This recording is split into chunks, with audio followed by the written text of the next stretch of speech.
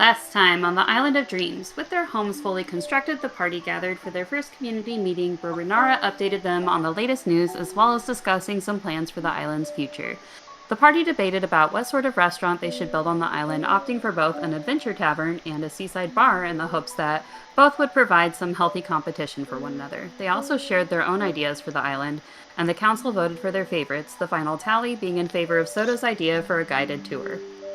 After the meeting, Grail received a message from Sayori requesting him to check the request board, as she had a job for him and his friends in mind, while Papagena was approached by the elven priestess Makoto, who claimed to be an old follower of the goddess from one of her past lives. She thought the guided tours was a wonderful idea and invited the party to her shrine to help make it presentable for when the tourists arrived to the island. After checking the request board, the party found not 2, but 4 requests available, but opted for visiting the Rainburn Shrine first. Soto and Grail used their hand axes to clear away some of the protruding vines, while Lucille and Wilma worked at polishing and fixing up some of the finer details using their tools. Meanwhile, Papagena tracked down and enlisted the aid of a herd of wild goats to help clear a path through the forest's dense vegetation to make the shrine more accessible to visitors. After leading the goats to the shrine, Papagena found 3 baby scarlet ibises laying in a nest, helpless on the ground. She decided to take them home, making sure they were fed and kept warm, ensuring they'd have a nice, safe home with her. While admiring the stonecraft, Grail recognized the shrine was built by high elves, acknowledging it wasn't bad work, but not quite on par with dwarven craftsmanship. Wilma and Soda both found items that might potentially be worth selling at their stalls once the market opens, and finally, Lucille found some elegantly composed elven text that suggested her aunt, the goddess, might have potentially been the mother of the rainbird for whom the shrine was built. Makoto shared some of the island's history and that there used to be 4 legendary birds, but one was destroyed along with many of the original island natives during a battle against Zordrak's army. However, the 3 birds of legend remain around the island today, looking for a chance to redeem their past failures. Their task complete, the party heads to the southern docks to assist Sayori with her spore octopus problem. While Sayori rows around the southern edge of the island, the party discusses a solution to deal with the octopus peacefully when they come across a small island containing wind spore mushrooms. Wilma convinces Hiss to scout out the area, however, before the kobold can gather a single mushroom, she rushes back to the boat, suggesting there was a bird. Curious, Papagena decided to investigate when she encounters a couple of harpies. They inform her that this is part of their territory and therefore their wind spore mushrooms. After a series of questions, when it looks as though the harpies are becoming agitated with impatience, Papagena and Wilma wisely offer them 90 gold in exchange for 3 wind spore mushrooms. The harpies thank them for their business and give them directions to their coven if they need more magical components. Upon reaching the Seagrow caves, the party descends, and as Sori warned them, they are soon confronted with the spore octopus lurking within the depths of the pool at the cave's entrance. Distracted by the octopus, the party fails to notice the violet fungus that are hiding among the cave's mushrooms until one attempts to strike out at Wilma. The party engages in battle. One of the mushrooms attacks a nearby myconid sprout, but Lucille, Wilma, and Sayori work together to take the pest down, permitting the young myconids to escape while the party deals with the threat. During the heat of battle, however, the party forgets the initial plan not to attack the Guardian. Grail falls unconscious while Lucille gets critically injured. Sayori quickly slips the fish drenched in sleeping potion into the pool, reminding the party of her plan. Lucille, Papagena, and Sayori all attempt to carry Grail to safety but fail miserably. Soda rushes ahead into the next chamber. Finally, Lucille drenches the octopus in grease, setting up Wilma, who sets the grease on fire, forcing the octopus to dive underwater, where it eventually finds the fish and falls asleep. Yet the true mystery remains. Why have the myconids forbidden outsiders from entering the Seagrow caves? Dun, dun, dun. Dramatic scene. And as the party's still taking stock of the situation, Wilma explains to Hiss, and the asshole decides to pay all 25 gold, all in copper pieces. What an asshole! There ought to be a law against that. I'm gonna have to keep that in mind when we're doing the market sessions now. That'd be funny. And you get no context for that, audience. But hey, the market is actually a really great way to use up your coppers because, you know, those market stall people, otherwise they'd have to go to the local branch bank and place an order for small change, so they might appreciate it. I've only used gold throughout the whole entire session, but maybe just once I'll use copper just for that, just to be funny. Anyway, so Catherine's not here tonight, so we're not going to get into what Soto sees as he ran ahead to the next chamber, but instead we'll be following... Doctor runs ahead and gets eaten by myconids. No, maybe. Instead we'll be following the perspective of the rest of the party. After the battle, as you gather together inside the entrance chamber, Sari will say, "Phew, that was harder than I thought it'd be, but at least we all survived.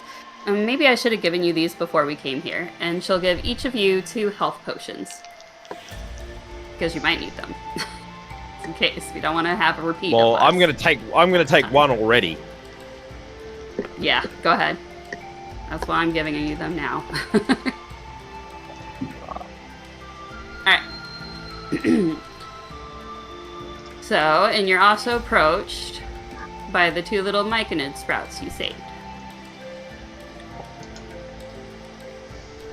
While you're healing yourself up and collecting yourselves. Oh, I could do with some ale, but at least it goes down well. Yeah, I don't have ale to offer you, I'm sorry. Oh. The tiny mushroom folk spread little wispy blue spores into the air around them, what you assume to be the rapport spores that Sori mentioned earlier, that allows them to communicate telepathically with each other as well as yourselves. Immediately, you can sense the myconid sprout's feeling of gratitude and admiration for your bravery, and dispatching the violet fungus and even challenging the guardian. However, other unexpected feelings and thoughts start to intrude beyond the myconid's thanks. And I want each of you to tell me what your character might be thinking and feeling in that moment. On the surface level. Nothing too deep or dark, you know. Wilma's thinking about how she can make money off the situation.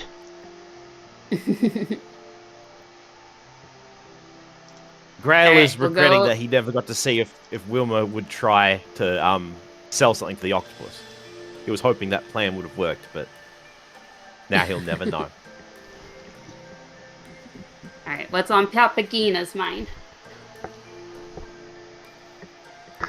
I'm thinking that Grail is pretty heavy, and maybe I'll try to recommend some diet tips to her. And what's It's the the feel armor! thinking right now? Or feeling? Thinking or feeling? I am never eating calamari again.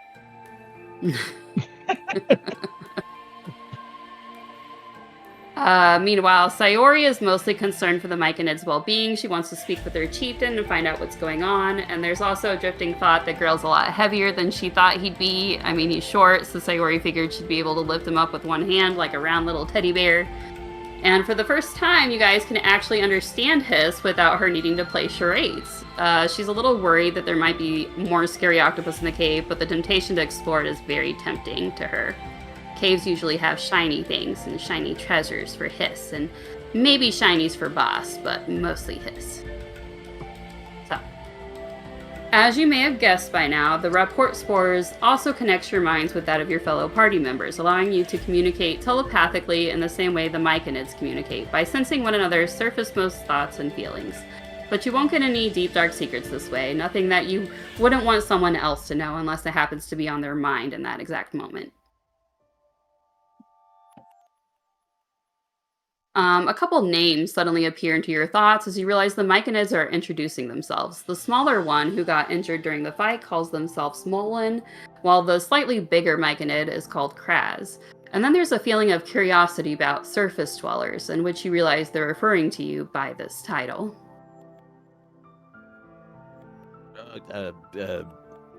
Pleased to meet you too. I'm Grail, and this is my band. We're here to help with our friend Sayori here. You wouldn't happen to be able to lead us into the cave safely, would you?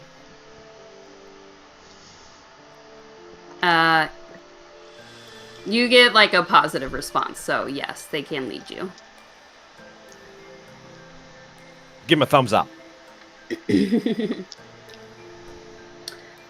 also get thoughts like, Guardian, protect us. Colony is sick. Sorrow. And help us.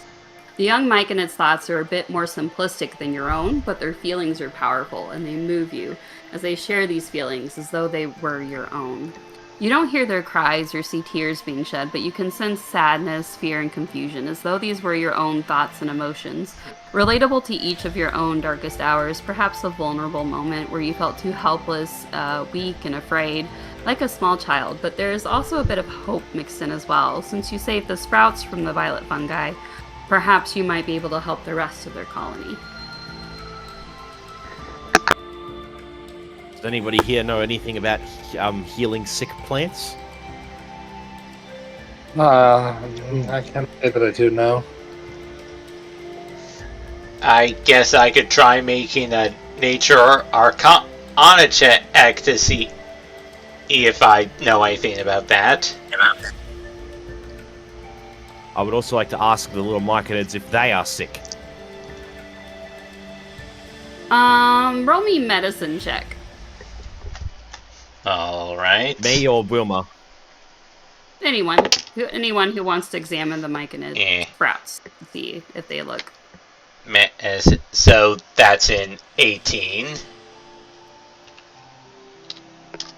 Yeah, it's really good. So well, that's a 4. Yeah, girl, you don't know idea. You don't know what a healthy myconid sprout might look like. No idea. My first but encounter with them. Wilma, while the sprouts are mentioning the sickness, you look them over and you get that they're worried about their other myconids. They themselves actually look pretty healthy, pretty normal. So if there is a sickness going around, it hasn't affected them yet, you don't think. But that doesn't necessarily mean that they're immune to it. You know that much, because you rolled pretty well.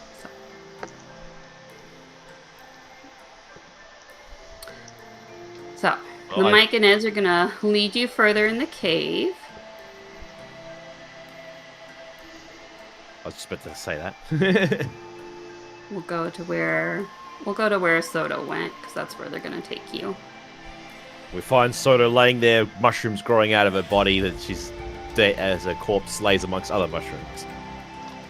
Just maybe all there. Just for flavor. Ah, where'd I go? Where did you go? Oh, you're just... Grail, get out from under me! Kidnap.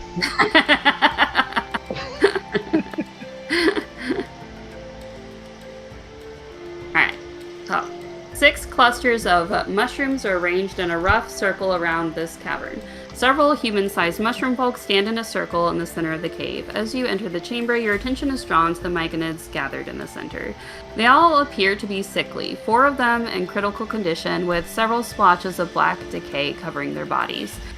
The 2 healthiest of the group are moving between the 4 sickly ones, applying medicinal salves to the wounded areas. Though it doesn't seem to be helping much, it's also quite apparent that the stench of sulfur is stronger here than it was in the previous chamber. The elder myconids that are on their feet turn towards you in unison. They do not speak, but once again, thanks to the rapid spores they release into the air, you can feel their fear and panic, as well as hear their thoughts. Surface dweller, you are not welcome here. Leave. At once. And because they, too, can also detect your thoughts and feelings, just give me somebody, I guess. What is going through the party's heads right now? We're only here to help. So thoughts of help and ignore the little gnomes like thoughts of trying to make a profit off this. Finally, Ilma's immediate thoughts aren't of profit and more, or of I could probably use my alchemy skills to maybe determine the cause by distilling some of the infected spores, but sure, tell us to leave if that's more important. I'm thinking this underground seems kind of frightening, and if they don't want help anyway, maybe we should just leave. What is that? What is causing that smell? That's what I'm curious about. So, the adult myconids, you get their panic and fear is starting to slowly rise to paranoia and suspicion. They don't know you. You barged into their home uninvited. They know that the Guardian was supposed to keep outsiders away from the colony. And if you manage to get past the Guardian single-handedly, you are most likely a force to be reckoned with. And then their thoughts shift towards the Sprouts. Where are the Sprouts? The Sprouts were out there in the garden. And it's at this point that Mullen and Kraz's thoughts reach the Elders as they come out to show that they're well. And the Elders look down and see that the Sprouts were with you, and the Sprouts will not really say, but think, stop. Surface dwellers saved us. They help, not destroy. And there's feelings of compassion and gratitude clash against the feelings of suspicion, paranoia against the adult myconids, and it's almost overwhelming as these powerful feelings are battling one another around you, but eventually they merge into one as the feelings of compassion and gratitude overcome the paranoia, and the adult myconids are also grateful that you saved the Sprouts from the violet fungi. They were relieved to have you as allies and not foes. And because you have earned the myconids' trust, they openly share their more vulnerable feelings of sorrow and pain. Umbolo, one of the adult myconids, his thoughts echo through each of your heads. The colony is dying. Senenza is dying. Our treatment failing. If surface dwellers can help, please save us. The rapid spores drift all throughout the chamber, encompassing all the myconids, including those on the ground. While not coherent enough to communicate with you as clearly enough to form words like Mullen and Umbolo, your minds are still telepathically linked within theirs. You can feel these myconids suffering, and the connection is so stifling, their agony is so intense. You feel as though someone has wrapped their hands around your throat, and for a moment you can't breathe, as though you too are gradually being consumed of decay from within, filling your lungs with a toxic poison, blackening your flesh with the stench of disease. A shadow of a vision floods your mind, and the entire colony wiped out. All the fungi turned black and shriveled up into a pile of lifeless corpses scattered all throughout the cave, leaving no signs of life behind in its wake. There is nothing but death and decay. This is what the myconids fear will come to pass if they cannot find a way to cure this mysterious illness. And the telepathic link gradually fades, and you are once again standing back in the cavernous chamber, perfectly healthy and intact, but with a better understanding of what will come to pass should you choose not to lend them your aid. Well, this whole telepathic thing is a unique experience. Indeed. Very new way of communicating. It's a little overwhelming, but...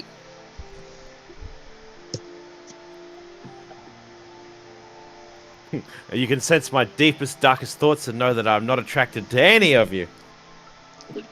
Oh no! Oh, I'll have to live with that disappointment.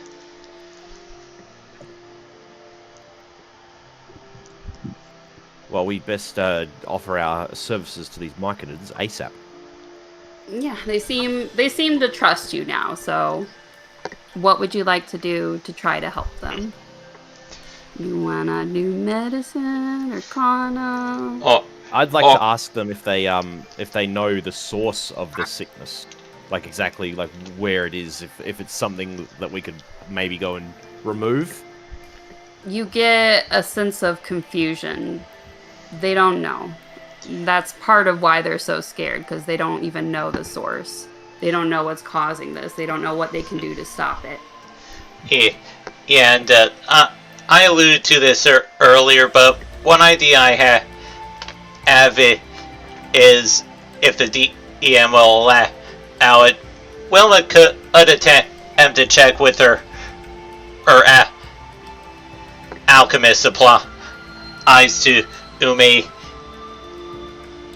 with a sample of the infected spores from myconids with their consent, and if they're willing to attempt to maybe distill what's causing the infection from it, so she can determine the cause? Sure, go ahead. All right. And this should go better than just a medicine check, because as alchemist supplies actually use my broken intelligence bonus. Hooray! All right. So taking out a pair of tweezers and removing a part of the infected tissue as gently as she can from one of the patients. This might sting a little, so hold still and got it. And she's going to spend a bit. It's lowering it into some beakers over a Bunsen burner, or far away from the myconid. It's because, generally speaking, a species that dwells best in warm and damp environments probably wouldn't want to be near fire.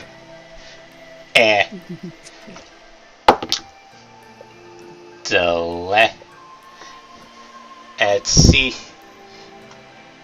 Proficiency. Yeah, they seem to shy away from the light of the fire, too. They don't seem to like the light. And plus 6, that's 21 on the alchemist supply eyes check. 21. 21. That is just enough. Good job. So, upon examining the results of your little alchemy test, you note that the medicine the myconids are applying are intended to cure the flesh, but it's not really having much effect. And you suspect the only reason why it's not having an effect on the is because they're applying it on the surface, and the sickness is coming from within them. There appears to be something in the air that is making these myconids sick, and it seems to be having a greater effect on the elders, but you suspect if the source is not dealt with, the elders will die, and even the young sprouts will eventually succumb to this illness in time. Okay. Good news. I have a better idea what's causing this.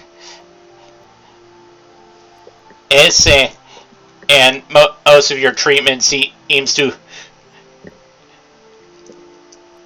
be trying to treat the surface area of your patients, and that doesn't work because it's coming from inside of them, because this is an airborne contagion, and wait, I should have mentioned that part's the bad news. Your words seem they're still expressing a lot of confusion. They're a little, and you suspect they're a little more simple-minded than you are, so they more respond to feelings and once again surface level thoughts. Okay. Your scientific mumbo jumbo is confusing them. Are they scaring them? Okay. Way to go. I have no idea what you're talking about. Illness coming from inside, not on skin. And it's coming from something you're breathing in. And we have to find out where that's coming from, or basically your entire society is going to become extinct. Do mushrooms have a respiratory system? What? That's an excellent question, Lucille. I don't know. Well, they're able to. Well, they're able to intake spores, so I imagine that must be roughly equivalent. Yeah. We'll have to ask the goddess Amona, because she apparently knows everything. She thinks she does. Let's best not. So maybe it's that whatever. Maybe it's the smell of sulfur in the air that's causing it as well. Seems like a very odd smell to be in this deep underwater cave. There's still a little confusion because they've never experienced something like this before, and it's like an enemy they can't see and they can't feel. They can't sense. Do they? Is the sulfur smell new? I think Grail has a good idea here. You notice it's, you sensed it very lightly last session at the very beginning, but you notice it's gotten stronger as you move further in the cave. No, I'm wondering Maybe if the myconids could tell us. Has it always smelled like this, or is this a new smell? What is smell? Yeah, I don't know if they have. Yeah, that would be a good question, because scientifically speaking, we don't exactly know what kind of senses a sapient fungus would actually have. No, but I mean, if they have it, we can ask them anyway. I'll say they haven't sensed any changes except from the sickness. We'll put it that way. Okay, Sayori, you've been here before, right? Has this sulfur smell always been here? Please tell me you can smell. Yes, Sayori can smell. No, this is new. I think you guys might be right. I think the sulfur smell is a result of whatever's making them sick. Well, we just have to figure out where it's coming from. Well, I guess we need to follow our noses to the source then. Or, we could move them to another cave. Good. If there's another cave. Oh, well, actually, you cannot, and Sori will explain why, because she knows.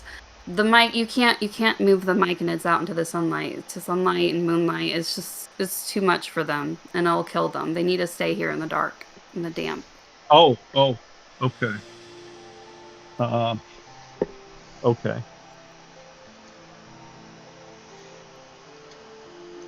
Yeah, fungal life tends to need dark, damp environments to thrive.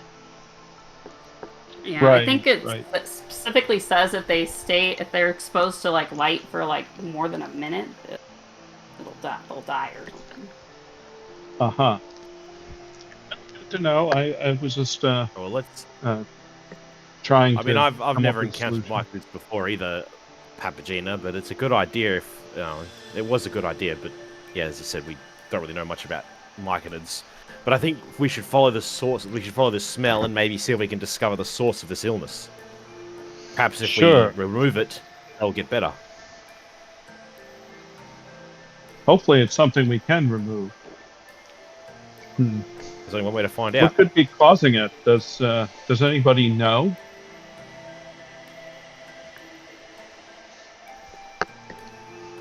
Well, I don't think they know. I guess there's only way. Yeah, I have no idea. I guess there's only one way to find out. You know what could cause this smell? You seem like something of an egghead. Okay, would this be a general intelligence check, or is there a specific skill you'd recommend? I'd say do nature, I guess. Alright. That makes sense.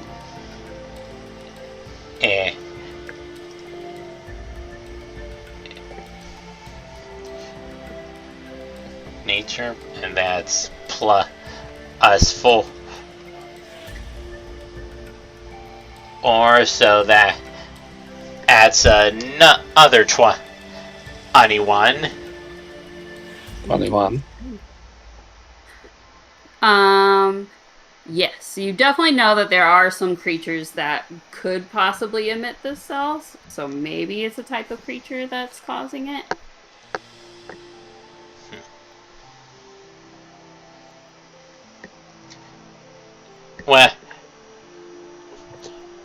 Well, it may be a living creature of some kind. Would Wilma know any general examples of a creature that could do that? Something that's smoky and stinky, like sulfur. Definitely not a mahogany table. Not a mahogany table. Hmm. But you all may roll me perceptions if you want to determine where the smell is coming from. I'll use my stout dwarfish nose and roll a piss poor 6. And I Perception. rolled a 12 on perception, which isn't that great, but I have a 7. but it's definitely better than Grail's. I had a 17. 18.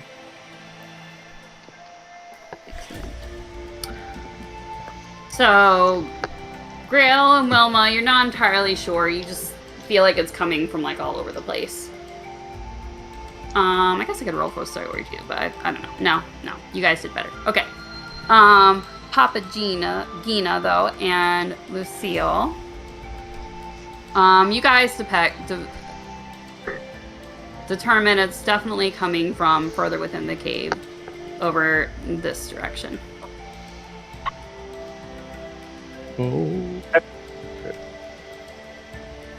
It's over there. I think it's coming from over there. Grail, why don't you go first? Very well. That is probably the best decision. Off I go. I'm right behind while you. While Grail charges ahead, Sayori will say, Marches. That's actually a good point, because if it is a creature, it makes sense that it come from over there, because the myconids can't go over there because there's a fissure that releases sunlight in the air. That's where the crystal cave is. Alright. We're just gonna say that... My character has a vision radius now. Yes. We're just gonna say that Soda's gonna stay with the myconids to make things easier.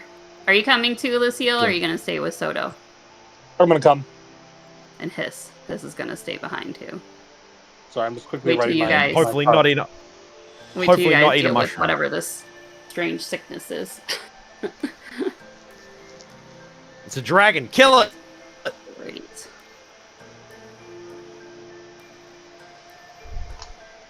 Alright, so. Gotta get to the right section.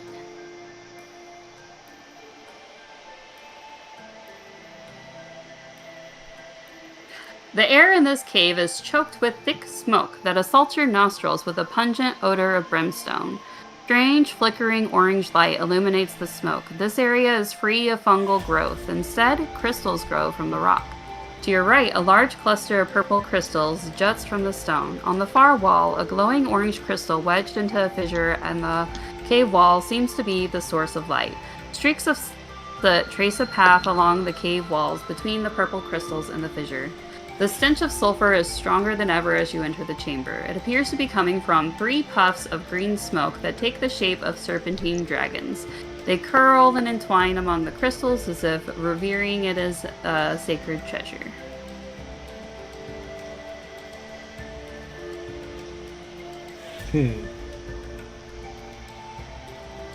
And because I'm assuming you guys didn't mention at least that you were stealthing. Did you? I don't think you did. I'm marching. Nope. I'm marching. Go ahead and roll initiative. Because they are going to attack. Ooh, what are those? They are... Some sort of... Oh, I was gonna say... You're dead! Floating through the air and wavering currents, 3 dragons turn their murky faces towards you and give an angry hiss. And since Wilma rolled high, I just didn't want to say what it was until you guys found it. But the puffs of smoke are fume drakes, mischievous creatures that arise from lingering magical energy of battlefields. They resemble small, legless dragons formed from clouds of greenish smoke. They delight in causing pain and confusion in other creatures. They're kind of like elemental creatures, basically. Exactly. Oh, okay. This island seems to have a lot of elementals. There seems to be a theme going on here. But why? Yes.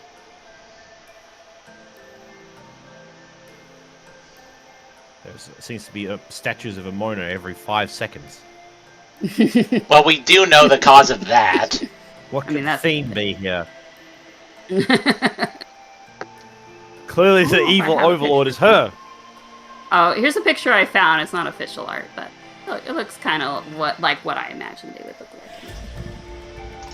Okay. We need to change to battle music. Yeah.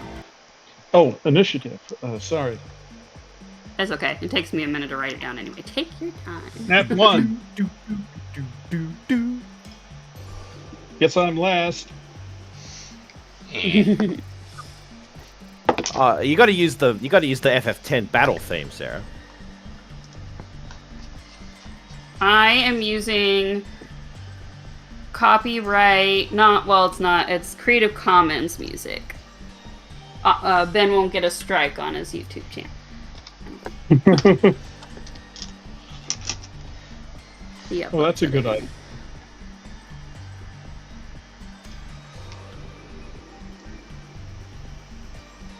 If we all work together, we could probably make a pretty good boss theme or a pretty good battle theme.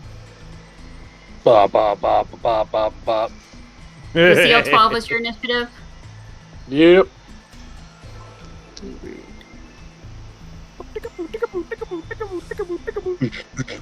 And I got a 7, and Chris is a 1.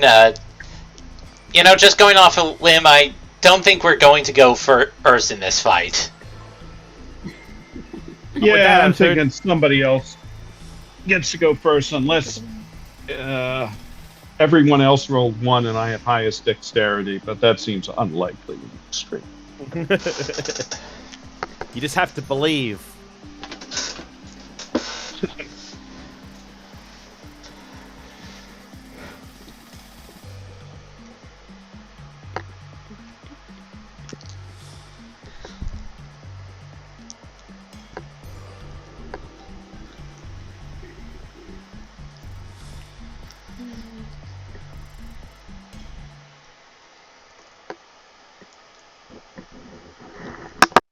No, Grail first, then Wilma.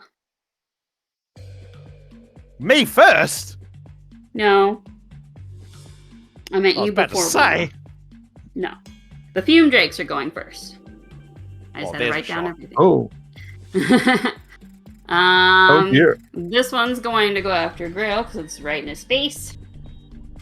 Makes sense. Hey, look, the smoke looks just like a dragon. Oh, Jesus, it is. It's going to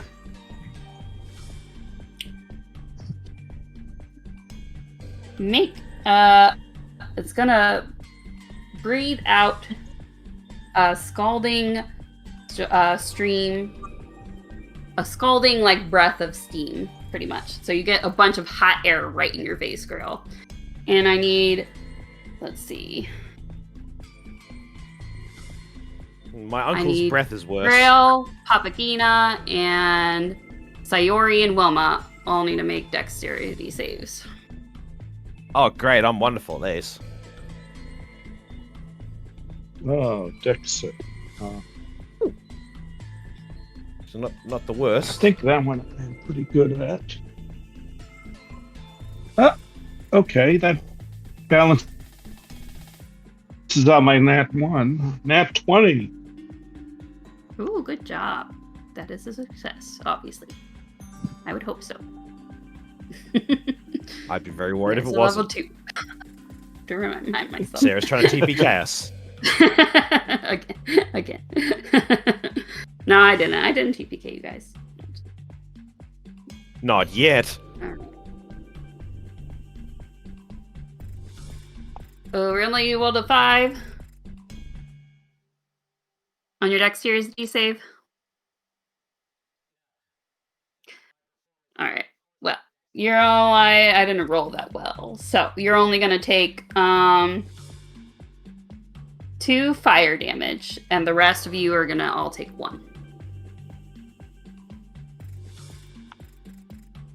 Steaming up my beard! You're gonna wrinkle it. make a note of Sayori too. Oh no, she only lost 1 hit point out of This 75. takes like an hour to prepare this thing. We don't have a lot of hit points yet, so. No, you guys. Yeah, like 2 damage is actually somewhat of a noticeable hit. Sayori's a couple levels ahead of you guys. She's like, yeah, I barely felt that. It was just a little tickle. I only have All 16 right, hit points total. I think that's close to what the rest of us have. And actually, you're higher than I am, so. They can fly 30 feet.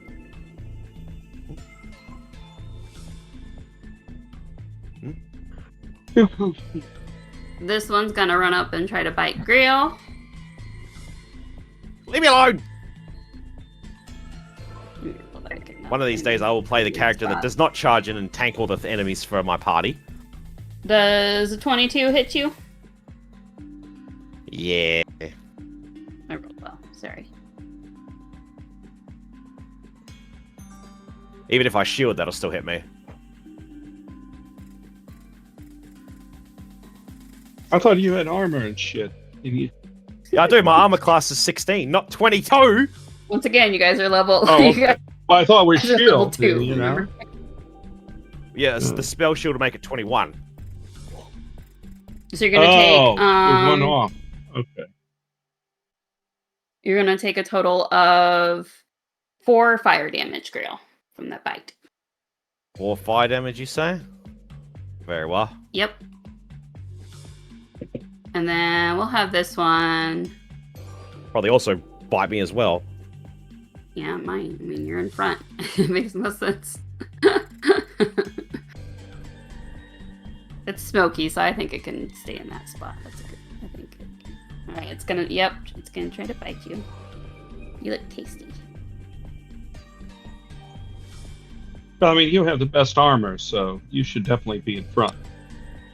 Yeah, I'm the that's tankiest gonna be- of the group, and I'm a sorcerer. That's gonna be a 17. I'll cast shield and block that. Okay. Good job. So it tries to nip at you. It almost succeeds, but you manage to cast shield just the right moment. Okay. Yes. Got through that. Now it is the seal's turn. There's a seal? Where? The seal. I'm gonna look at my HP. I'm gonna look at these things here. I am gonna pull out my pistol and shoot. And scare the myconids half to death. Roll your attack. I don't mean to scare the myconids, Joel. Wait 1 second here. Can you guys see their HP? Yeah, we can see the HP. The drakes? Good. So you Yeah. guys won't be asking me. But I don't want to know their HP. I don't want to know they're dead till they're dead. Then ignore it. You don't see Now nothing. now I see it. It's in my mind. That's gonna be a 14 to hit. Alright, which one are you attacking? The one that bit Grail. That means, That'd be the this top one. Yeah. 14 to hit? Yes. Cool. That hits. Roll your damage. Oh, 11. Excellent. That makes it easy. It's a That's solid a lot of damage. damage. And it's easy math. Good. Like to see Damn, that. I ran. All right. Anything else you want to do? I'm at 1 HP, so no. Don't forget, Use one of your Sayori health gave you 2 potions. health potions. If you want to use it, she might want to save it for later. It's a action to drink a potion, so no, I already shot. So I will not. You do it as a bonus action, but it's okay. If you don't want to, you don't have to. All right. Have you seen Sayori those is up. potions? It's like I'm shotgunning a beer. Sayori's got. Well, that's a free attack it action with in her- my country, Austin. I'll drink a potion. I'll drink a potion. Go ahead. Drink your potion. 2d4. Skull and a beer is a free action in Australia. You never know. You might need it. These things might be OP. Because I I don't know. I just follow the book. well. Okay, I follow what the book tells me to do. I rolled and I'm at 10. That's nice. Excellent. It's better. That's better than 1. It's half my HP, so I'll take it. Flurry's gonna make 2 attacks.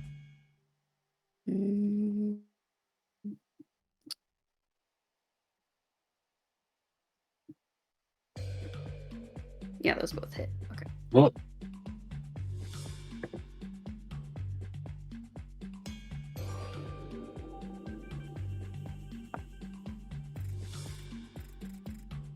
Nine, Do I have any useful spells? 11 plus. I 5, do, but you guys are 16. too close. Yeah.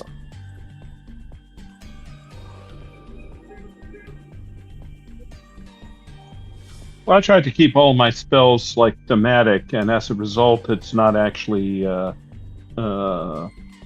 effective. But anyway. All right, that one's looking pretty hurt, but it's still kicking.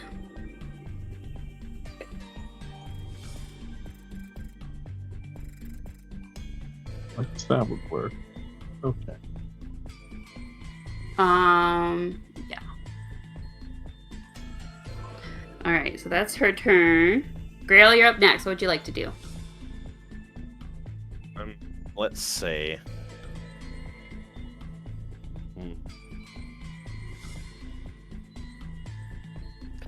Too many people right behind me. Yeah, it's very tight quarters in this little cave. You're about to cast Thunder Wave, are you? I was, but I got a better idea. I am going to...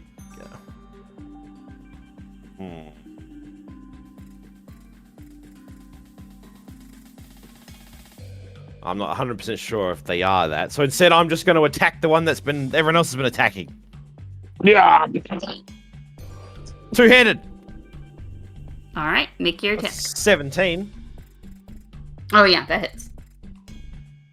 Smithereens. That's 7 slashing damage. Excellent.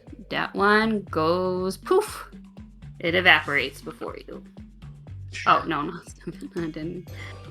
Did. Like farts in the wind. Not dead. It gets sent back to the elemental plane. This is a Cozen campaign. We don't kill pigs here. As it's starting to disperse, I scoop up what remains of it and say, I'm going to keep you to torture you later. No. Cozy campaign.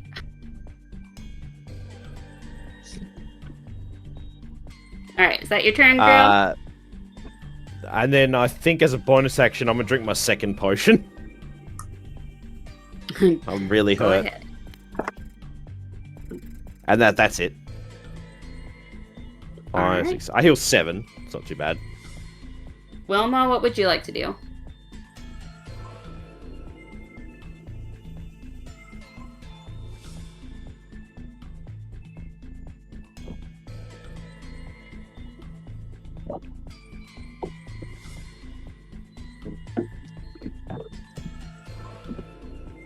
Ben, what would you like to do? Oh, sorry, Ari, I didn't realize my mic was muted, so... No.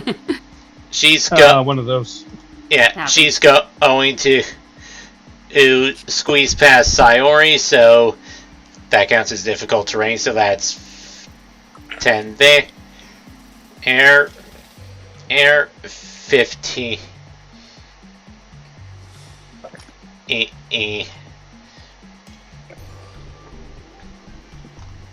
And, come on, my mouse does not want to cooperate today.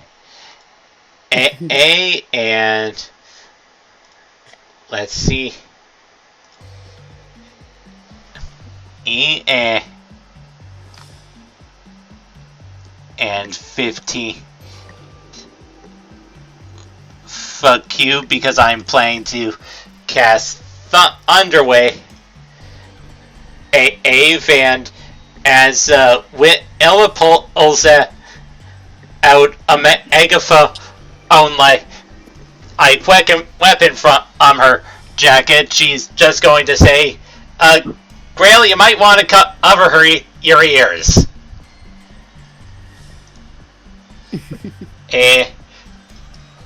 And everyone in that cube needs to make a Constitution saving throw. I was trying to avoid this, so I didn't hear anyone else. So I'm not appreciated. Wilma doesn't I have see the not same everybody is as considerate as Grail. Yeah. I rolled a 13. I mean, to be fair, I usually don't care either when I'm playing. I'm like, if you... And my spell is strong in this one. My spell save DC is 14, actually. Oh, fuck you. You said it's 14 DC? Yes. Perfume Drakes both passed, sorry. They got a 17. Okay, so you only Thunder Wave Grail. I think they still take half damage, don't they? Yeah. So that's 2d8. Both of the easy. And that at set 7th under the damage and anything that fails to save is pushed forward, which would only be Grail, actually.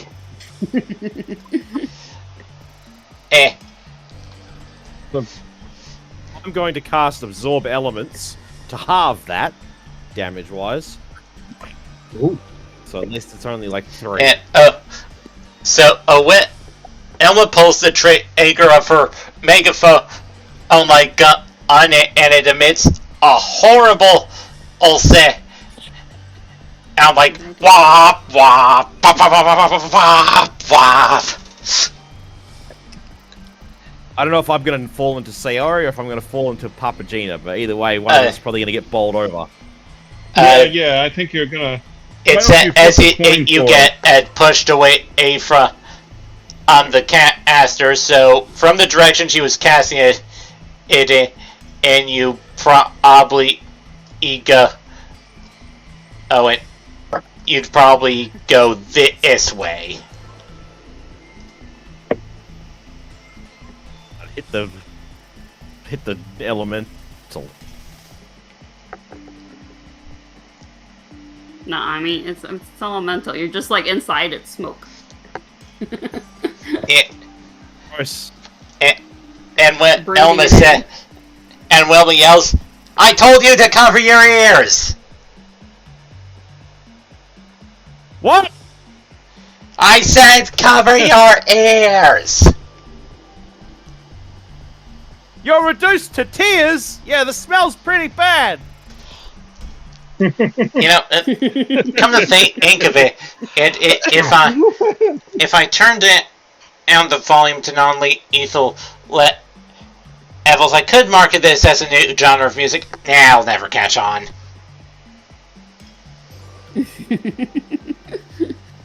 Alright, Papagena, it's your turn. What would you like to do? Oh, it's my turn. Okay. Yeah. Like I say, I don't have any spells that I think would be useful here, so I will attack the elemental that's like just below Grail with a sword. Alright, make your attack. And that will be, let's see, 18 to hit. Yep, that hits. Okay, and 8 and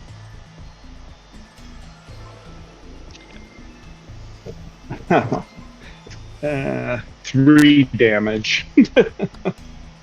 Didn't roll well at all.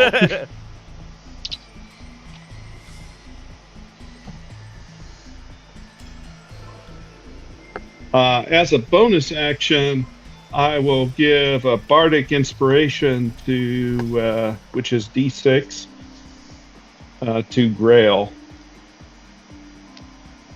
All right, Grail, you're inspired. And What do you? What do you say to Growl to give him inspiration? I just move my mouth without saying anything because you're deaf, and you'll think I said something inspiring. Okay, mechanically speaking, Thunderwave doesn't inflict deafness, but we were doing that what joke because it was funny. What? Yeah. It's still funny.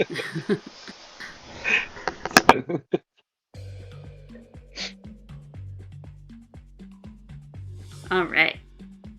Next is the Froom Drakes. The big one's gonna see if it's gonna get its little scalding breath back. It does not. So it's going to make a bite at Wilma, who tried to just blast it. Does a 15 hit you, Wilma? It actually does not. Ooh. Alright. And then the other one's gonna keep nipping at Grail's in its face. And its face does a 19 hit you, Grail? Yes. It's always me. Against Grail, yeah. You know, I got on to say, hey, getting the scale mail lining for my coat was a really good investment. At least I didn't roll the greatest. You only take free fire damage, Grail. This bite is very hot. It looks like a bite, but it's actually just like a burn. Because it doesn't actually have teeth. Just very hot air. Alright, Lucille, it is your turn. What would you like to do?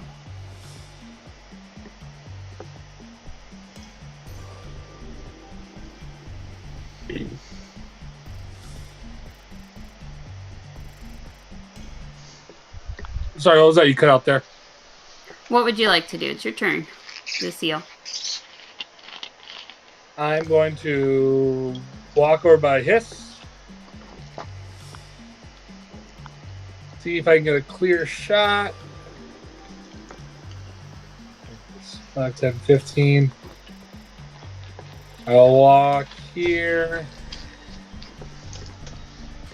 I'm going to just look at my pistol and just say to Grail, duck!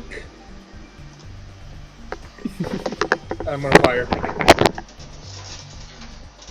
Alright, make your attack.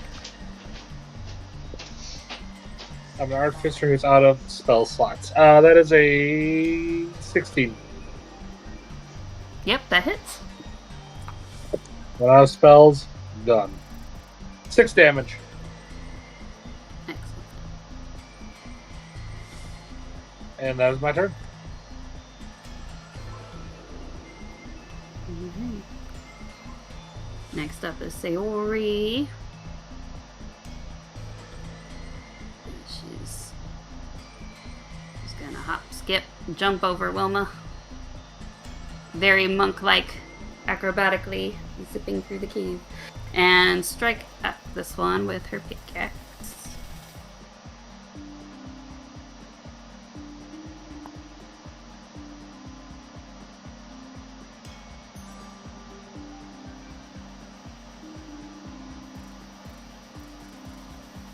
Alright, both her attacks hit.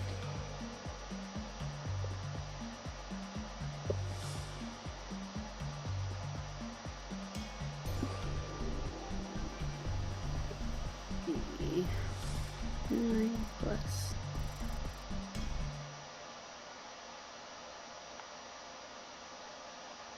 8 plus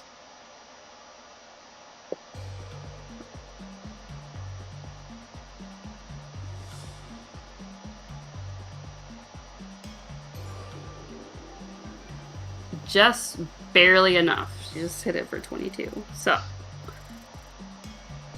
Oh, But dang. as she hits the big one is going to explode in what is called a death burst. And a cloud of Oh, great. noxious fumes. So each creature within 5 feet, which would be Grail, Sayori, and Wilma, need to make a Constitution saving throw.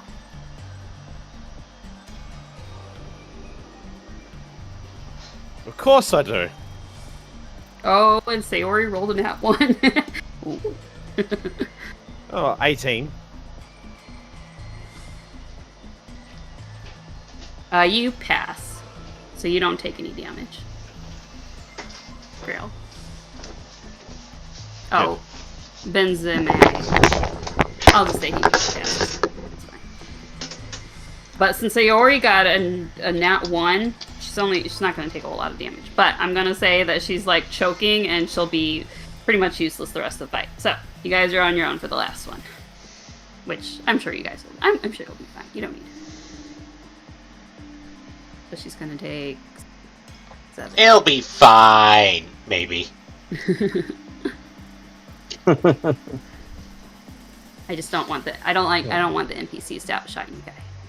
This is your moment to be heroes. So he's just here to help. This is moral support, Kobold. Alright. But that was Sayori's turn. Grail, what would you like to do? There's only one left. This one. Well, Last I'm gonna hit it with my axe. Alright, make your attack. Oh, 19. That hits. Roll your damage. And because of my absorb elements from earlier, I get to do an extra d6 thunder damage on this hit. Hopefully this thing is not immune to thunder for some reason. Nope. It is immune to some things, but not thunder. 6 slashing plus 3 thunder. Excellent. Honestly, when I went with the Thunder Wave, I figured thunder damage would probably be the most effective in it because what another damage type would be better for or dispersing a gas.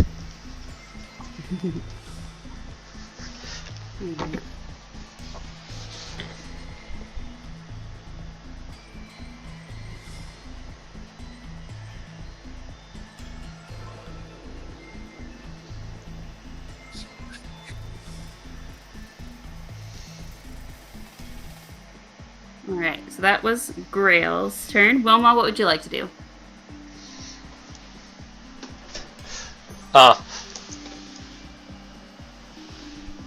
Right? Taking out another weapon from her to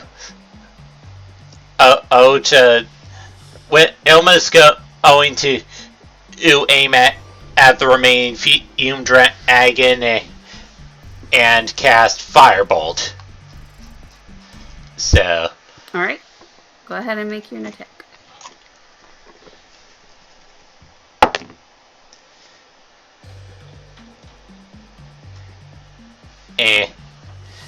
So, let's see, as an 18 hit. It does. Alright. I'd say,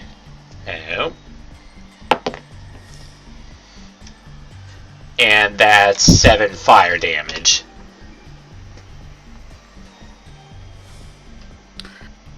So as you go to make your fire attack, you realize it doesn't seem to do anything. Oh. It isn't immune to fire. Well, there goes the only other attack spell I have. But now you know, and knowledge is power. It's only got 6 HP left. I'm sure somebody else can take it.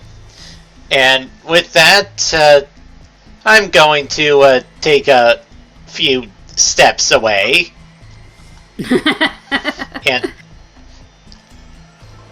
and that'll be Wilma's turn.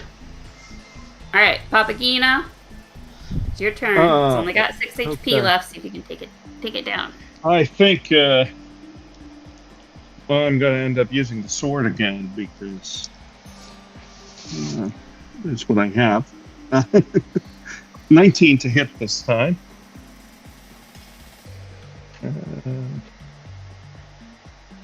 Yes, that hits. Sorry. AC is 12. And damage this time is 5. Ah, so close. Got 1 HP left. 5 damage. 5. Ain't that just the way? All right. Is that your turn?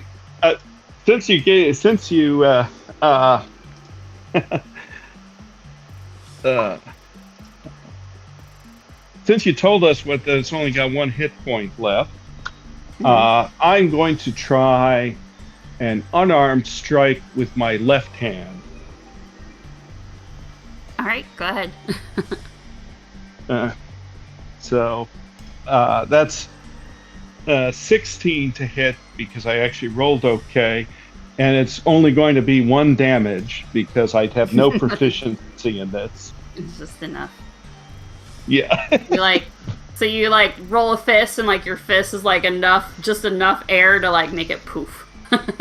Yeah. As it goes through its body. It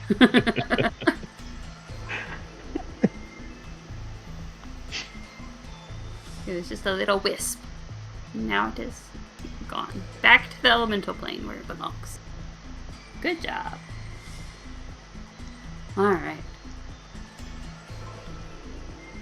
Let's see. Go ahead and change back to the... Now that the threat has been disposed of. A large glowing orange crystal catches your eye. Your gaze. It appears to be the source of light in this room, and there's something odd about this crystal, though. Oh, I guess I should show it. I'm talking about... Well, you can kind of see it on the map here. This is what I'm talking about.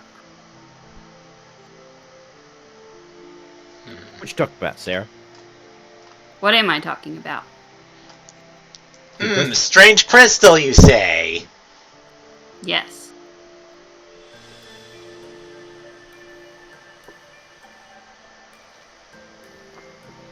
That crystal wasn't there the last time I came to this cave. I probably would have taken it otherwise. It looks pretty. And is it blocking a path, or is it in the wall? I guess roll me investigation while you're examining this crystal. yeah, Whoever and wants to. Wilma's definitely going to be investigating all over that crystal.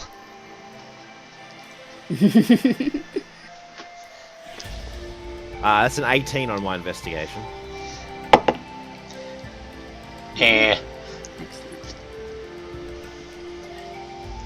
And that's a 13.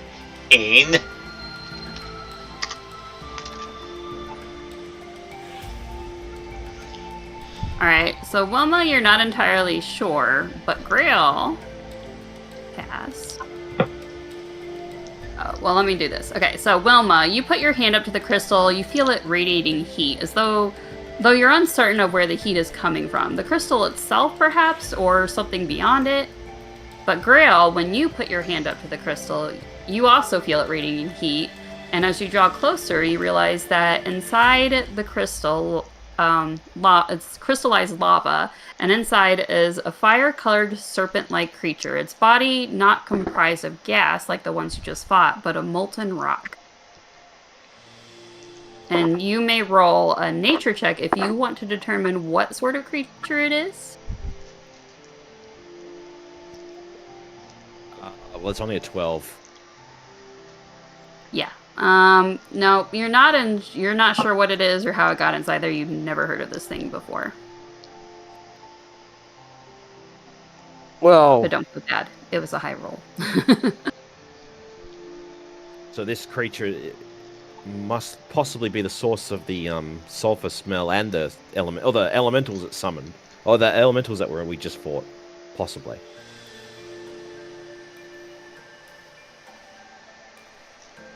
Well, whatever it is, it looks valuable, so I call dibs.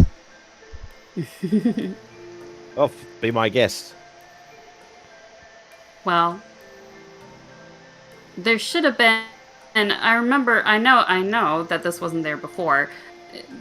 Leads to like a fissure, so between the fume drakes and now this crystal blocking the ventilation, it's no wonder the myconids are getting sick. So yeah, we should remove it or destroy it. No, not destroy it. Excavate it. I need to bring it back to my shop. Roll me persuasion.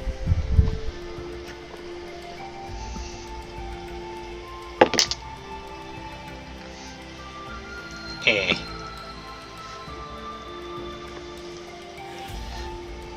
And with a +6, that's 21. Good job. Ooh. I guess, as long as it leaves the cave and so the myconids can get fresh air, I'm okay with it.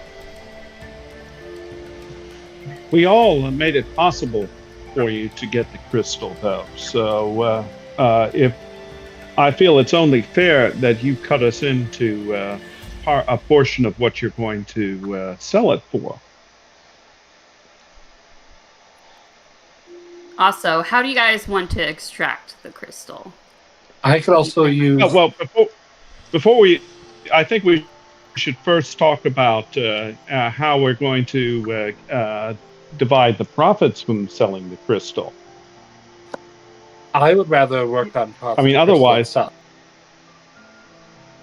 I mean, if we can't agree on how to divide the profits, we would be better off destroying the crystal, just so that there's no conflict over it, no bad feelings.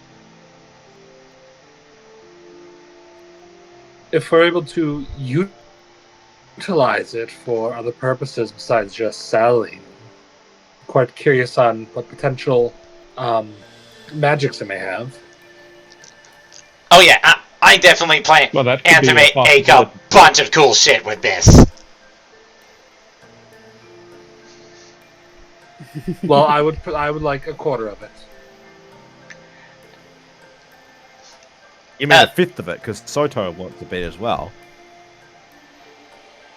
Yes. Okay. How about this? As Papagina said, we all worked on this together. Yes, I think it's only fair that we split the whatever profit is to be made from this, and that it should not all go to Wilma merely because she owns the store. It's not just owning the store. Or I'm the one who's going to be refining the material and crafting the items I make out of this. And that's what will earn you say your that fifth. like I don't do the same. You say that like I don't do the same thing. I have a shop as well. Mine's a workshop. Oh, okay. All right, you can get at the court order of the profits, and I'll work out Grail and Papaji Ina's share once I work out what they'd actually do with it. Now that the threat's been dealt with, Hiss is going to come in here and start looking at the crystals. This belongs to me now. I mean, it is a most interesting stone. I think without doing anything with it, somebody'd be willing to buy it. I mean, also to be fair, since you guys are arguing over this crystal, you know this whole room is full of crystals. This is just a big specific one that's sticking out to you. Oh yes, I have every intention of taking some of the small crystals too, but the big one is the big one. Exactly, it's big. And the big one's clearly exceptional. So it has a little snake inside of it. Oh, how many of us are there? There's 4 of us who participated in this.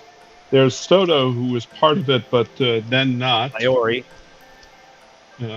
And Sayori too. I need to use the Yeah. bathroom, so you guys can keep discussing what you want to do, and I'll be back in a moment.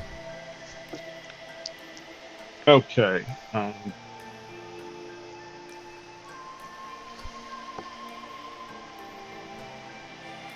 Okay. So.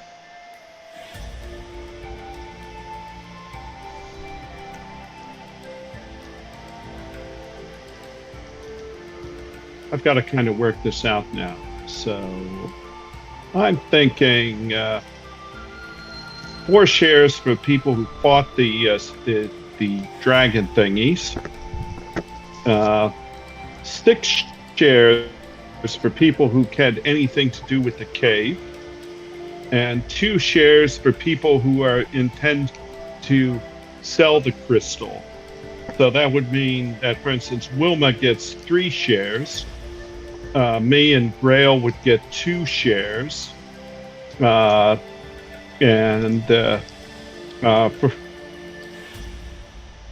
the ones who didn't take part in the fight get 1 share.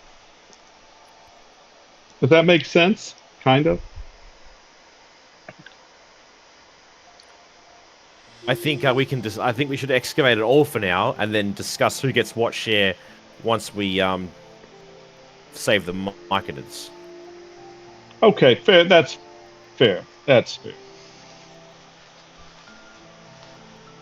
Or how about this? Since Lucille and I are the ones that can actually make shit from on this, we each get at half of the crystal, and once I actually get around to selling the stuff I make out of the as Great Ale and Apogee each get 20% of yen profits from that.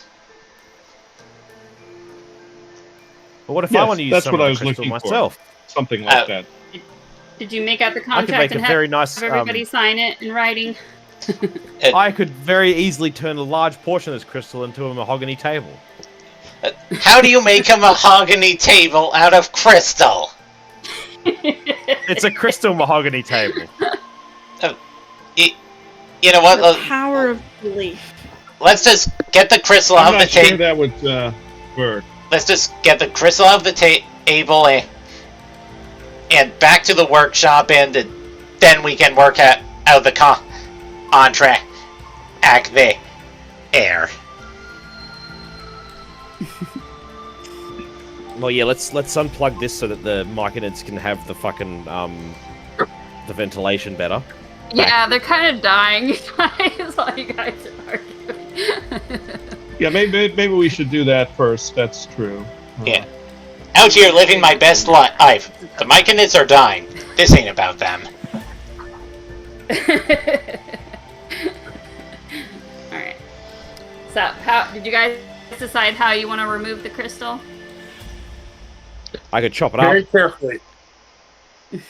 I mean, Sayori could try if neither of you want to. Yeah, like isn't Sayori an actual miner? To do it. Yeah, Sayori's a miner, so yeah, so she probably has the actual. Well, she was over 18.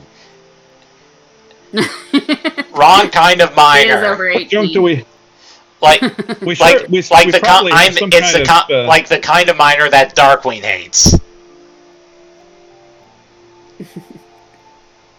I was just looking in my backpack here, and I have nothing useful for extracting a crystal. So,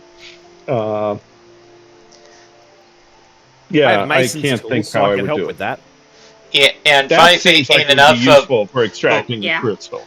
None of what Elma is working tools that are actually that applicable to excavating crystal.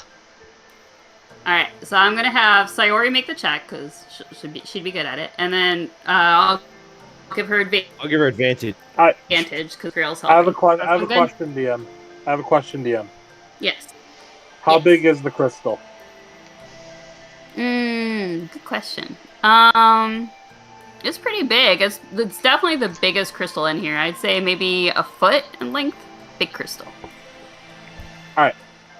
I want to do something before she does something. Sure. What would you like to do? I'm going to see if I can find some cracks in the rock surrounding the crystal. Okay. Roll me an investigation. Hey, that's good. That's a 17 plus. I am not proficient in it, but I'm quite wise. 21. Yeah, you can definitely spot the cracks and stuff. Why would Cool. you want to spot the cracks for? I'm going to take my water skin and I'm going to dump water into the cracks surrounding the kind of like a 5-foot cube around the crystal. And I'm going to cast shape water and I'm going to freeze the water, thus causing the ice to expand and crack the rock to free the crystal. That would be a good plan, except that this crystal is radiating heat. So as soon as you freeze it, it melts almost immediately because the crystal is actually hot and it's radiating warmth. So because of reasons. But it was a good idea. All right, that was my idea. All right, you can go at it. Okay. That was a good idea, It was. Sorry. even if it didn't work. It just makes sense. It just makes sense. No, it was a good. That's certainly a legitimate call. I just mean it was a good idea, even if it didn't work. It is a very good thing you helped her, girl, because she would have rolled a nat 1, possibly. Possibly not. That wasn't the die I usually roll for, but you never know. Can't do anything without dwarves here. Useless. Have to freaking do everything. But yeah, so Sayori's using her pickaxe. She's carefully enough. She's done this a million times. She's easily able to extract the crystal. So she's just a little nerve-wracked because so many lives are on the line. She's a little nervous, but because Grail's there to reassure her, she's able to successfully do her job and extract the crystal for you guys. I'll just go ahead and read this. So Sayori carefully sets to work at extracting the fire crystal without cracking it open or disturbing the little snake slumbering within. Takes several minutes as you don't want to rush, as she doesn't want to rush, knowing that even the slightest slip up may cause the crystal to crack and shatter, releasing the little baby snake. So who's gonna take? Are we decided Wilma's gonna take it for now? Yes. Alright. You Fine. may put a fire snake egg in your inventory. Ooh. Oh.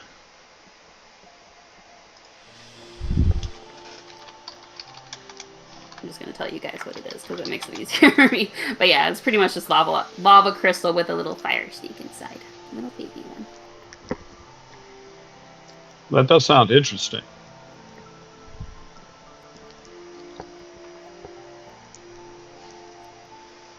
Mm-hmm. Good job. So, with the fume drakes defeated and the crystal removed from the fissure, fresh air and sunlight pours into the cave, reflecting beautiful rainbow lights that shimmer all throughout the chamber. And it's very beautiful. But this is exactly why the myconids never come here. Too much sunlight can hurt them. That's why they always stay in their cave and count us on as surface dwellers for trading. Ores and gems for us, surface plants, fungi, and other fertilizers for them. It's a win-win. I still kind of want to go check on the chief just to make sure that they'll be okay. Hopefully getting rid of those fume drakes and that blockage did the trick. I hope You so. guys gonna come with her, or you just gonna let her go by herself? Or you could stay and extract some more crystals if you want. I would like to take some crystals. Oh yeah, Wilma's Yeah, I'll take some crystals. definitely taking more crystals if the offer's open. But before I New work on Age any stuff crystals, is not. before I don't work on crystals, I'm gonna head back to the myconids and see through their spores and communicate to them if the air tastes better to them now. So Papagina, you don't want to And for crystals, you want to go with Sayori instead?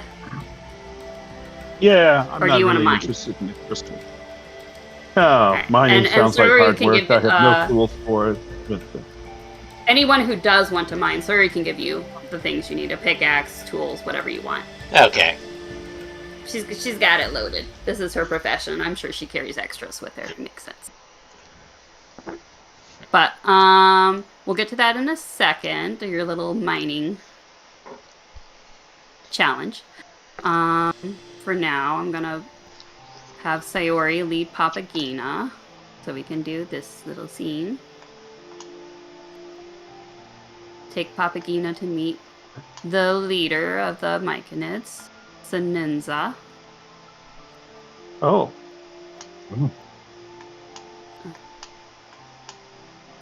Description.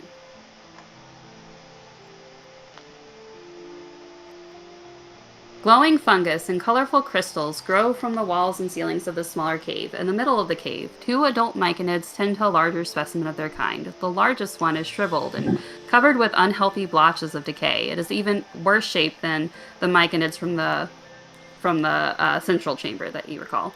The 2 conscious myconids are collecting spores from a barrel-sized glowing red fungus that vaguely resembles a human brain. They are puffing the spores around the leader's head. As they work, gradually Senenza's hand begins to open and close.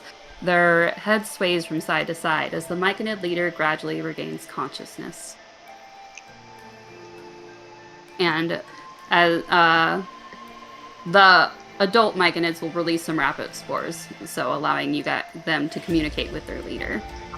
And you hear a voice inside your head, Papagena, as it goes, "What happened? Surface dwellers? Who are you?"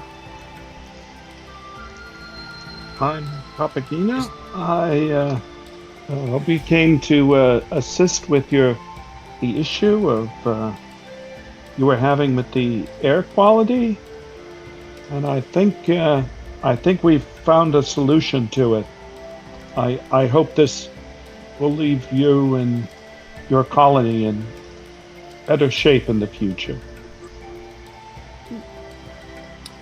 And then his gaze gradually comes into focus, and he sees you, and then he also sees Sayori standing there, and he recognizes her, of course. Sayori, you keep strange company, fire breather. How are you feeling, my friend? Better.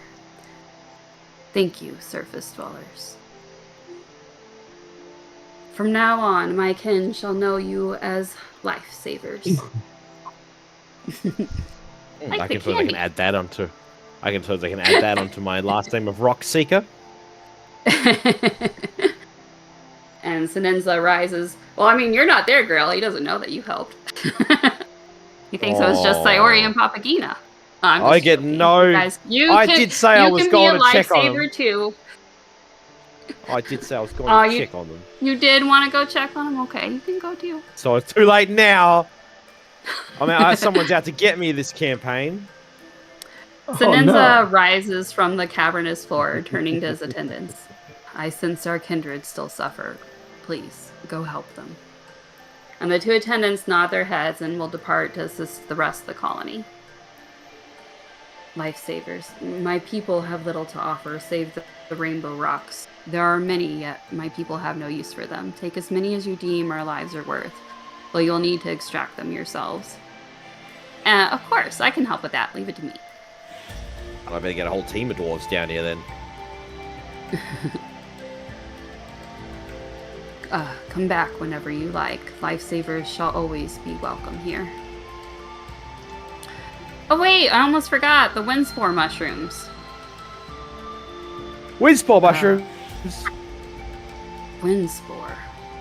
Those are quite rare. Only the winged ones know how to grow them. We intended to present them to you as a gift. That's truly a generous offering, fire breather, yet you have already given us the gift of life. Without you, our colony would cease to exist. Keep the wind spores. Perhaps you will have use of them someday.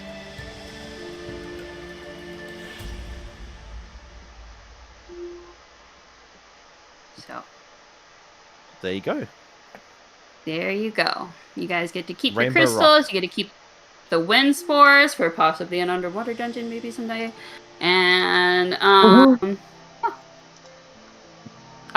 so going back to the crystal cave, anybody who wants to mine may do some mining.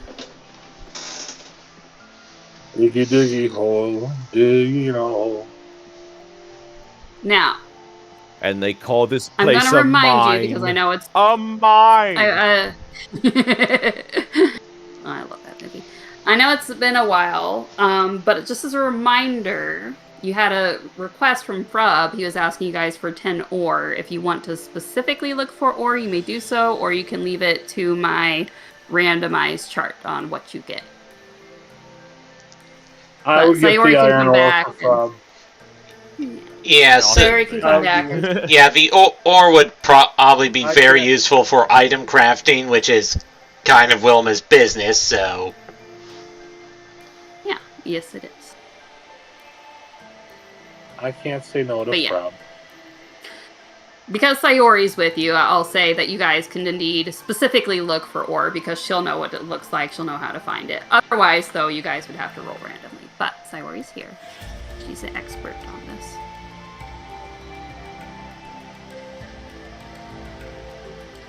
So these are the rules. It requires pickaxe, mason tools, or some other sort of mining equipment. Sayori can supply these. You can mine a maximum of 5 times a day. Takes about 2 hours, which I will say, since you guys are mining yourselves, by the time you leave here, it's going to be nightfall, just so you know. Chunks of ore weigh 1 pound, while gemstones are smaller, lighter, and difficult to find, but generally more valuable. While ore is obviously used for crafting and building, as you guys guessed. You guys know your cozy games. Gemstones tend to be more magical in nature. To determine a gemstone's usefulness, players will need to make an Arcana check with a DC of 10. Pretty easy. All right. Yeah, well, All right. get to mine. Excuse me. So, while you're to mine, you guys need to roll an attack. You can use your strength or your dex saving throw. It depends on what you're using. If you're using tools, you can use whatever you'd roll for the tools. But if you're just using a pickaxe, you can use either your dex or your strength. I've got my mason's tools, so. So go ahead and roll 5 times, because I'll let you guys roll the maximum. And put it in chat just so I have a chance to look through it. Like 5 as a group or 5 each? 5 each. and right, so number 1 on there. 19. And also put if you're looking specifically for ores or gemstones, or if you're leaving it up to chance. Put that with your rolls as well. So I know. And what exactly? This is Arcana roll, or is it a roll for the mine? What are you using to mine with? Are you using your mason's tools? Mason's tools. Then you'll use whatever you use for your mason's tools. I'm assuming you're proficient with it, so probably yes, strength. I would assume strength plus proficiency.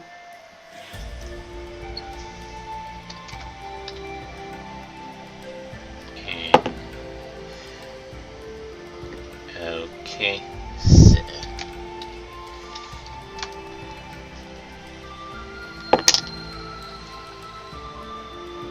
And 18 in the cat.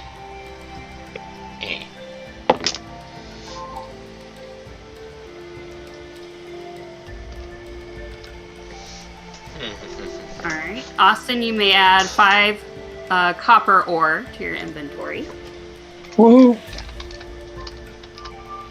Woo! Grail, you may also add 5 copper ore to your inventory. Also, woo! Yes. 5 copper ore.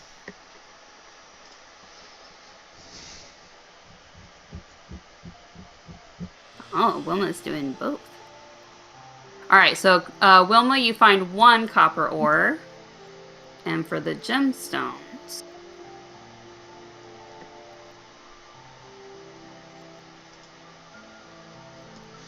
So,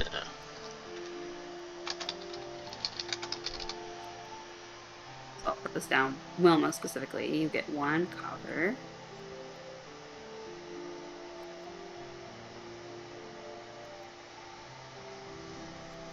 You also get 1 blue quartz that's worth 10 gold. And once again, if you want to know what magical properties they have, you're going to need to roll Arcana. But you don't have to. It's up to you.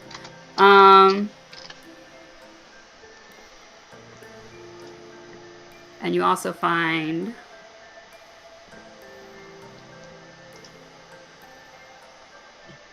a sunstone, also worth 10 gold. alright.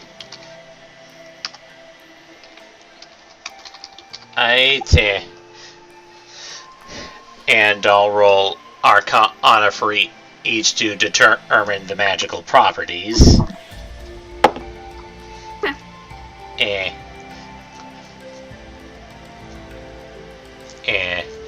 Alright, for the blue quartz, that's 24 or Arcana.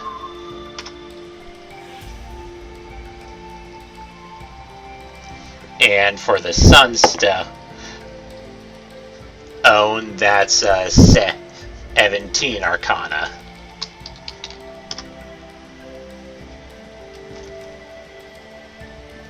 Alright, those are both successful, so good job.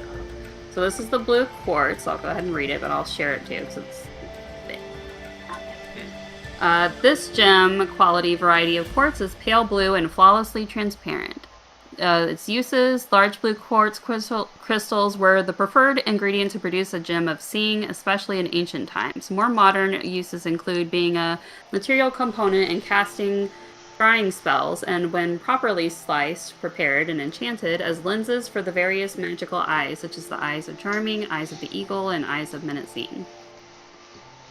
Whatever that means, I got it off online. That mean?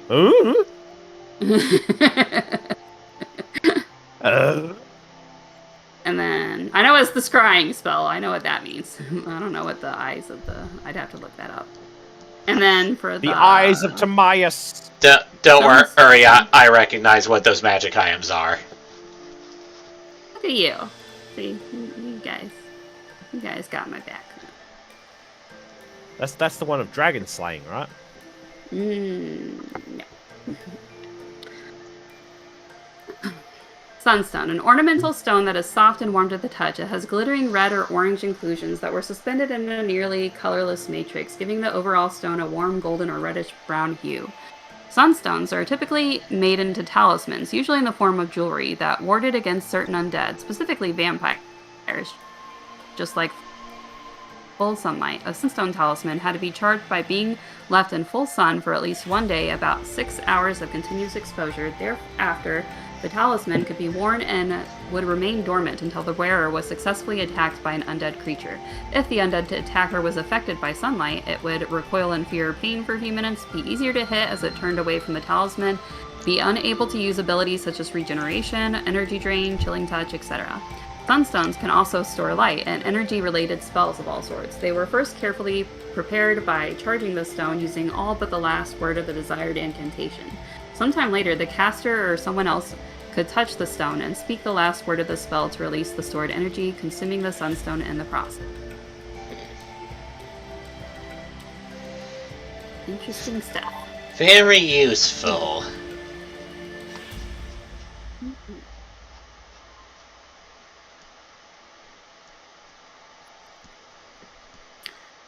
Alright. I'm gonna go ahead and roll for Hiss too. Let's see if it finds anything.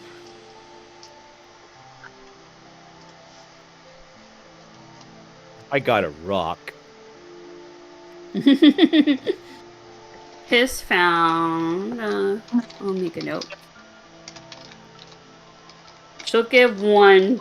She's gonna keep a couple of shinies to herself, so I'm not gonna mention those. But she'll give 1 of them to. Well, let me roll to see which one she's gonna give her.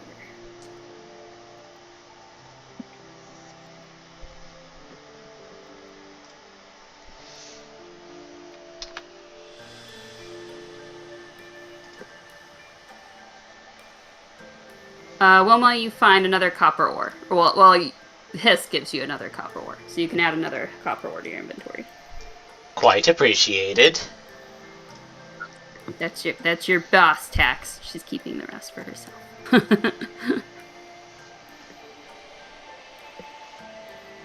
All right.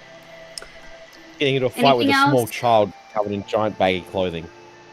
Anything else you guys want to do in the caves? Like I said, it's going to be getting dark outside. As we near the end of our mining, do the myconids look like they've gotten a little better, or they're still pretty bleh?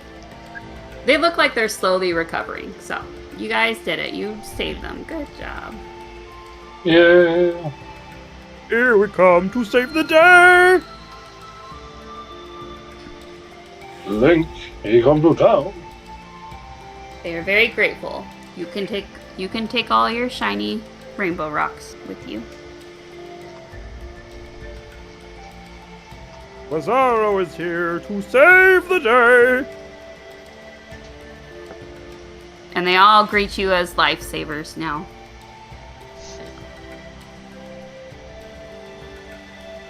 Grail Lifesaver Rock Breaker. A Rock Seeker, that's quite a name.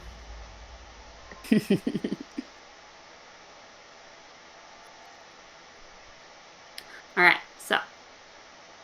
Like I said, it's getting dark. Do you guys want to try to find Frub? He's probably... You might have to do that later, because he's probably in his bed.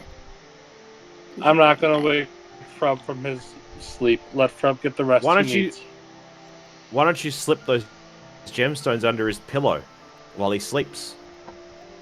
Like a tooth fairy.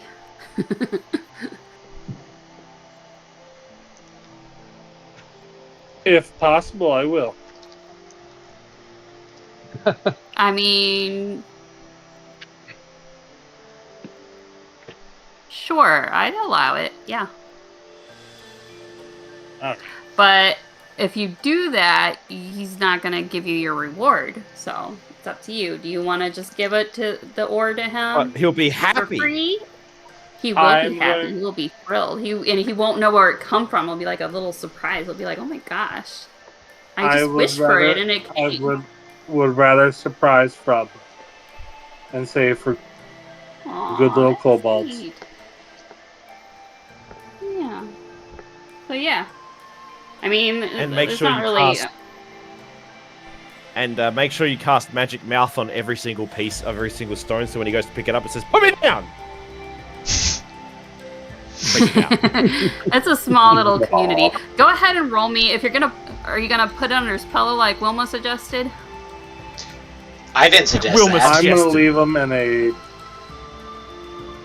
And I get no credit to that. I'm- Oh, we suggested. Sorry, I thought Wilma said that. Sarah's got it out for me. Bloody hell. Joel, who's that? I'm going to Grail? leave I've him. never heard of him. I'm going to leave them in a bag at the foot of his bed Oh, okay. with a All right. little note that just Go ahead and says, roll "For me. good little You're doing kobold." it stealthily, right? Because you don't want to wake him. Roll Yes, me I am. stealth. We'll see if you wake him or not. I was gonna have you do sleight of hand if you put him under his pillow. And that 20 when it counts. Ooh. Yes, that is very important. You very sneakily are able to creep into his house. See, they don't keep it locked. All the islanders know each other. There's no reason to lock your doors. And they're kobolds anyway. They don't really think about that kind of stuff. What's mine is yours, and what's mine is mine. Or whatever. I don't think I said that right, but you know what I mean. So you're able to sneak inside and put the oars in. That sounds like the Amona version of it. What's yours is mine, what's mine is mine. Wisp gets a little bit every now and then. Wisp gets pie, and that's all Wisp cares about. But yeah, so you're able to slip the ore. Is Grail giving up his ore because he asked for 10? Is Grail gonna give it to Frub? Grail, I'll make you something really nice. You can commission any piece of work you want. Fine. Sora give can her my always give 5 you more copper if ore. you need it. Maybe if you ask her nicely. Just Sarah taking more things away from me. I asked. It's All from the generous day. offer of your heart. All day.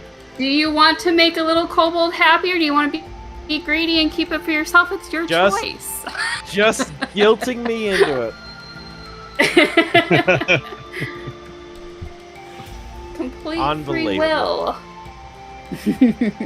You have the free will to destroy a child's dreams. It's your decision. He wants to build a home for his turtle.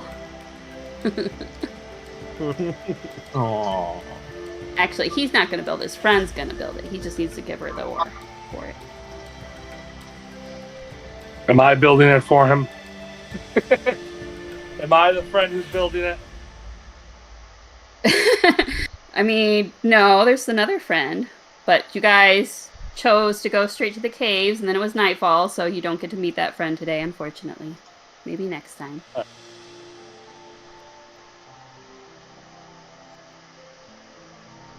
They will remain a mystery for now.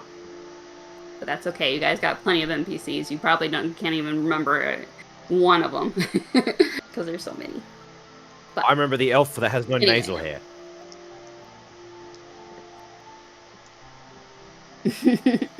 Oh, the male, the man or the woman? The brother or the sister? Well, the woman, of course, doesn't have any nasal hair, but it's the man that I don't trust because he doesn't have it either. Alright. Anyway. So, I'm assuming you guys are just gonna go to bed? Yeah, We're going to... Yeah, oh, if I can get a drink somewhere, then I'll get a drink. Yeah, you can go get a drink. Good. Probably I not need gonna one. roleplay it. But you can... We can say... I want to have another get a drink. 2-hour shopping session, Sarah. No, I'm not doing that. Not today. Not today. That's not this session. You guys will have a marketing session, but not today. But you guys will What are need we to going sell to go it. shopping for, Braille? I don't know. This feels like it's something that would annoy the great voice in the sky, so I want to do it.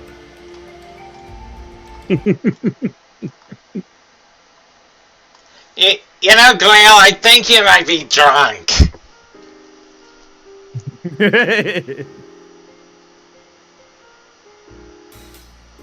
And with that, she goes back into her house and just passes out blackout drunk on the floor. What did Sayori... I think you guys got some gold, too, from Sayori for completing her request. What did I say? I think it was 500 gold? Let me double check. I know you guys got some gold, though. You already got the potions. She gave it to you early, because This obviously music kind of sounds like Persona music. Yeah, I'll go for a drink too. Yeah, you guys go for a drink, and then you go home and go to bed.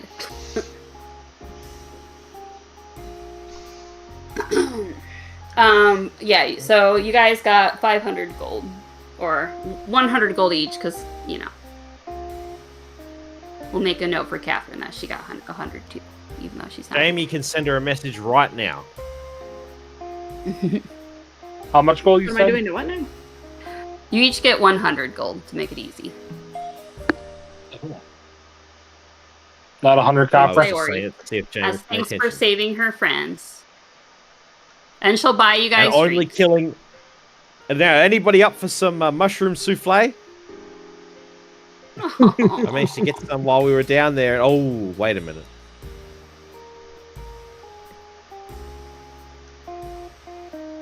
Terrible. Only if it's from the violet fungi. Those aren't nice. Those attack people. Yes. Ignore the terrified, horrified faces of the sproutlings.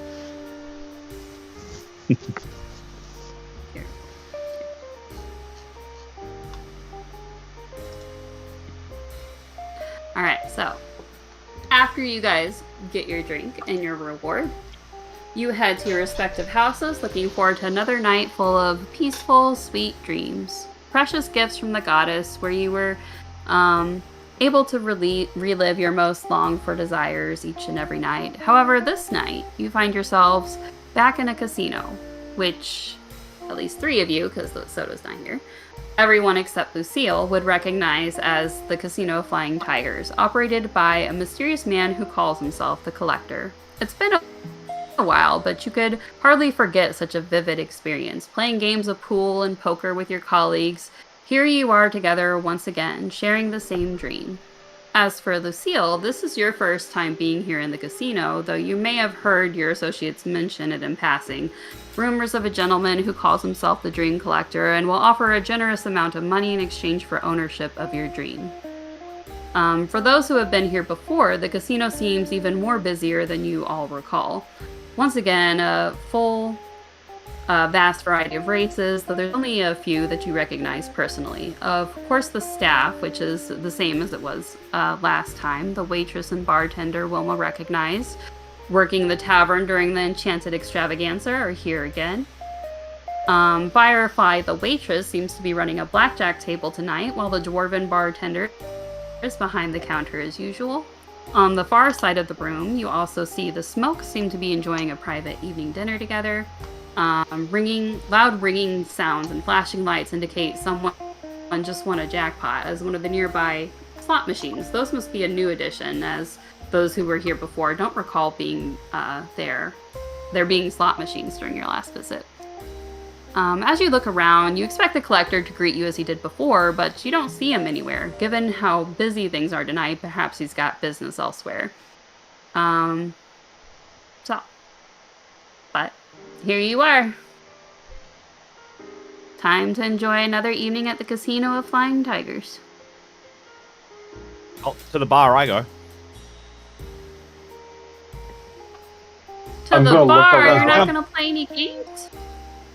I want to get There's bound drunk be first. somebody who There's bound to be somebody You remember bringing you drinks can't to the get drunk table here, anyway, right? So Not with that I mean, attitude. I think you're just not Unless Wilma trying told hard them. enough. I don't know that. Maybe we're just not trying hard enough. Trust me, if there was a way to get drunk in here, I'd have done it. What? Grail, you See, should finally- pretend to get drunk and to mess with Wilma. Interesting. I see Phelan and Smoke down there playing a game of Magic the Gathering together, and Smoke is clearly letting Phelan win because Phelan has no idea what she's doing. You're using blue lands for red cards. What are you doing? That's not the rules. All dragons. All dragons. She just puts down dragons without having the right lands for them, just because this is nice. Indeed, yeah, that is a very nice one, yes. And they're That sounds gambling not with pretty chips, chill. but with cookies. What the? This is madness. Smoke does not criticize nor object. I guess if I can't get shit-faced, I'm gonna go play some pool. Alright, yeah, I'll list all the... So you got pool. Like I said, there's new blackjack and slots. There's roulette. And I'll do blackjack. Those are your options. I'll do blackjack. Oh, I'll go with blackjack does sound pretty fun too, actually. Shit. Oh, blackjack's gonna be... I'll move for you. But it's gonna be over here where Firefly... This is Firefly. She's the waitress. And I forget a blackjack. well, Elma's going to check out the slot machines. Okay, Right? Those are slots gonna be... for- They're not really on the board, but I'm just imagining those over here. Okay. Out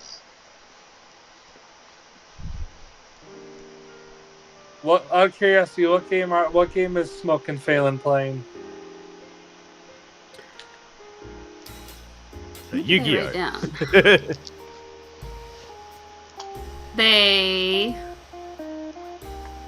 They're just playing cards. That's what I wrote down. So poker, I guess. Okay. Oh, they can't be I will playing not- Yu-Gi-Oh Mr. Smoke's trying because to teach her, probably. oh, they can't be playing Yu-Gi-Oh because if they were, Evil would be there. Yu-Gi-Oh. And ranting I about will how not- modern the rules of modern Yu-Gi-Oh have gotten too complicated. I will not purposely walk over by Smoke just to hear his voice. They're eating and drinking casually. Mr. Smoke has a cigar in hand, leaning back in his chair, completely at home amidst the lively chaos of environment. Mrs. Smoke, by contrast, looks a little less comfortable, but still smiles gently at her husband. That's what I wrote down. No, that's good. I like that. Well, if all of Sarah's characters are here, then Alec should be somewhere around here as well. Yeah. I mean, there's a lot of people here. There's only a few on the board because I only put the ones you guys would recognize or that would be relevant. But yeah, there's a lot of customers. It's very busy tonight. I will get a vodka martini and then go to play roulette. All right. It's gonna be over here. Grail, where did you say you wanted to go? You said you want to play pool. Y'all want to play something different. You're changing to blackjack? Blackjack. Yeah, okay. Blackjack. You know, gotta mix it up. The game we ought to play here is craps because we actually can do that for real since everybody has dice. I'm just saying. Yeah, if we have time, you guys can play pool or poker or something else afterwards if you guys want. But we'll start for now. Who wants to go first? We'll see. What do I have written down first? We'll just go in that order. It makes it easier on me. 15, hit me. 20, hit me. 21, hit me. 22, shit! So, Papagina. Back at the roulette table are 2 blue dragonborn and a blue kobold. Which were here before, but you weren't there, but Grail and Soda would have recognized them as the ones that were playing pool. But you do recognize the gnome Croupier, I think I'm saying that right. Chuckleberry. He's a gnome, Chuckleberry, from playing at the same roulette table as last time. So, same as before. Okay. You catch the dragonborns are squabbling with one another like an old married couple. I think I'll put 10 tokens on odds. I have a 50-50 chance of winning that way. Then I'm putting my money on evens. And exactly what is that supposed to mean? That my chances are better when I choose the opposite of you. No, I never. Oh. You never win, exactly. See, bitch. Oh. Yeah. And the kobold doesn't say anything, but puts 20 tokens on a specific number. And the gnome spins the wheel, and 2 little golden marbles land on different numbers. 2 and 6, Chuckleberry announces. Fancy that. Looks like we have a winner. Huh, called it. Oh, pooh. Let's go again. I'm bound to beat you sooner or later with these odds. It's a deal. I'm going to make a killing betting against you. The gnome hands 10 golds to Pete the Dragonborn, and he hands 120 tokens to the kobold. And the Dragonborns both gape in amazement. How did little Pipsqueak win so much more than us? And then Chuckleberry will shake his head. You put 20 on 8. Higher risk, higher reward, Stinkbrain. So, that's your little opening, but I'll share the roulette rules again, just for a reminder.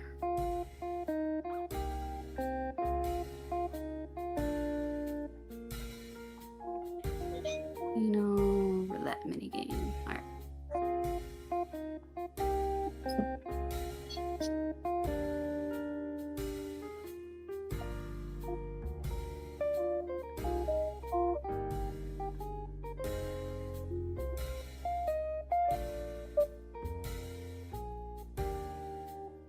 Alright, so you get to place your bet, and then depending on, I'm going to roll the dice, and depending on what I roll, you may increase your wager by if you win, or lose it. Okay. What would you like to place a bet? How much, and on what? Got it. Let's go with 7. Yes. All right, number 7. And how much you want to bet? How much gold can we? What gold am I using? My real life gold, or is there some kind of dream gold for this? No, you use tokens, but to make it simple, pretty much 1 gold equals 1 token. So you can just 5 on 7. Okay. All right, let me roll the dice. 2d6 and 1d20 just to see if it fails. Not fail. I rolled a 6 and a 5, so that's going to be 11. Ugh, okay.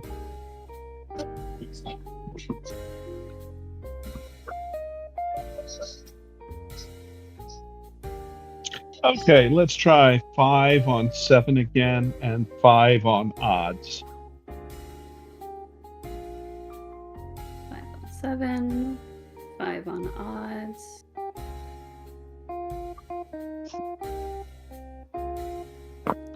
Okay. All right. I rolled a 6 and a 4 that time. So, unfortunately, that is 10. Sorry. That's Okay. Same thing again. Right. 5 or 7 odds. 5 on 7, 5 on odds.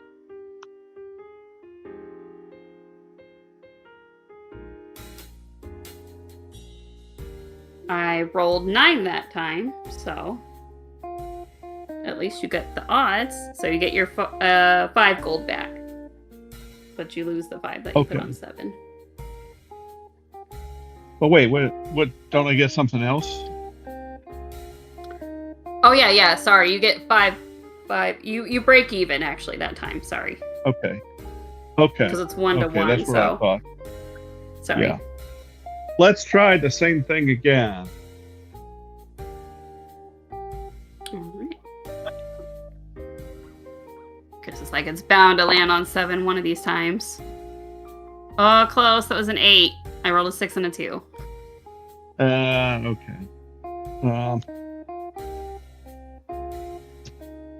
Sure, let's keep going. Same bet, same numbers. Chris is gonna spend all his gold on this just to see.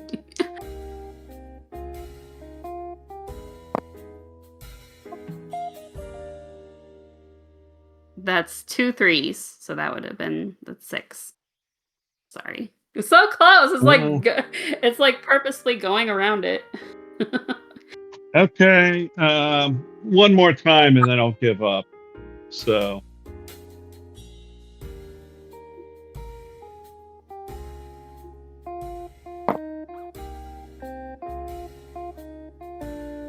It's a 2 and a 4 that time. 6 again. Okay. This will really be the last time.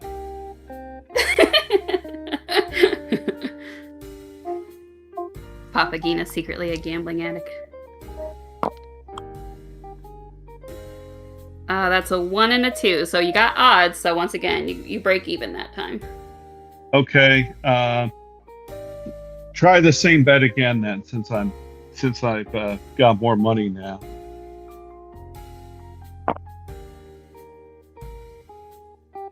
Two 4s, so that's gonna be 8. Okay, I'm gonna give up here before I lose all my money. So. Yeah, roulette's once again the fast way to earn money if you're lucky, but it's also a faster way to lose money. But that's a good try. And then Chuckleberry will pat you on the wing, I guess, on the tips of your wings, because he's a little gnome sitting on a stool, and he'll be like, right. Yeah, better luck next time, Bluehead. Thank you. You win some, you lose some. Yes. Alright, so next, blackjack. Yeah. A new blackjack table has been a station where the prize corner used to be. You say the same tiefling waitress who was present, everyone but except you, Lucille, would recognize her as the one who served at the tavern on the island. She smiles at you pleasantly as you approach. Devilish fangs flashing in the dim lighting. Welcome, loyal patrons. Please, sit down. Take a load off and a wine. Can I get you a drink before we begin?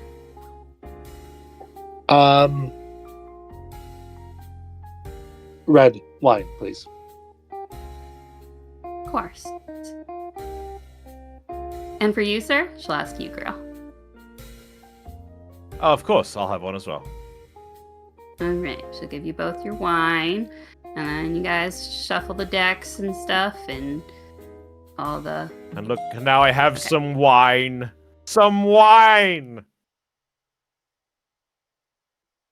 Shuffle the decks, deal the cards, and let me post the rules for blackjack.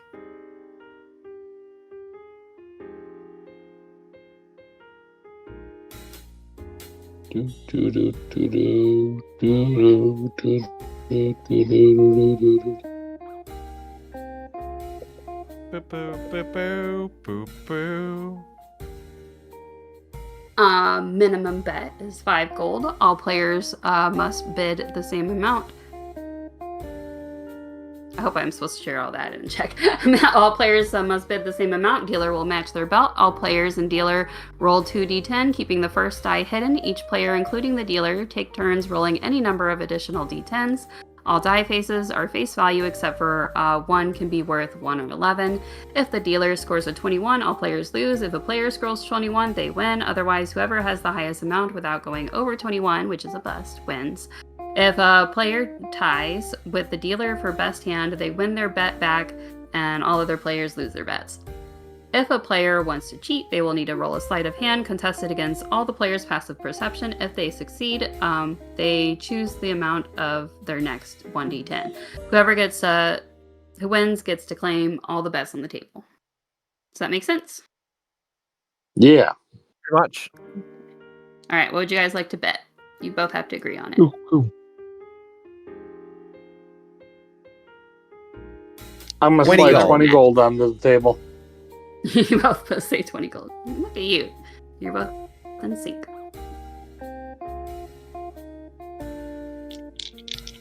All right, so it's going to be 60 gold for the winner. All right, go ahead and roll 2d10, share one of them.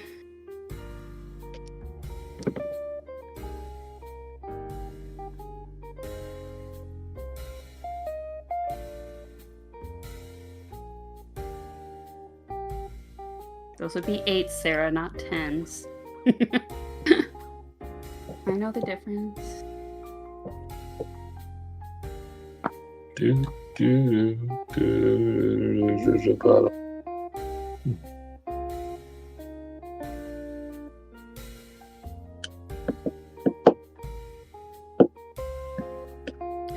So you notice one of the dealer's cards is a 1, which could be, in this case, well, since we're using dice, could be as an ace. So it could be a 1 or it could be 11. So you know. But you don't know what her other dice is. All right.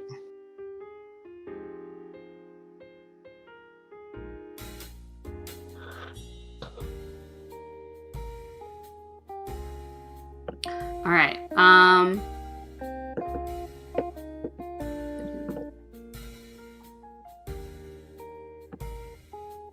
So, do either of you want another card, or are you good? Hit me. Where you're at? You want another card? All right, go ahead and roll another d10. I'll reroll this one. Actually, I got that dice right there. Yeah. Okay. I'll sit with what I've got. And you're good with what you're at? For now, yes. All right, so now we reveal our hands, so just write up your totals. I'm a bit too close.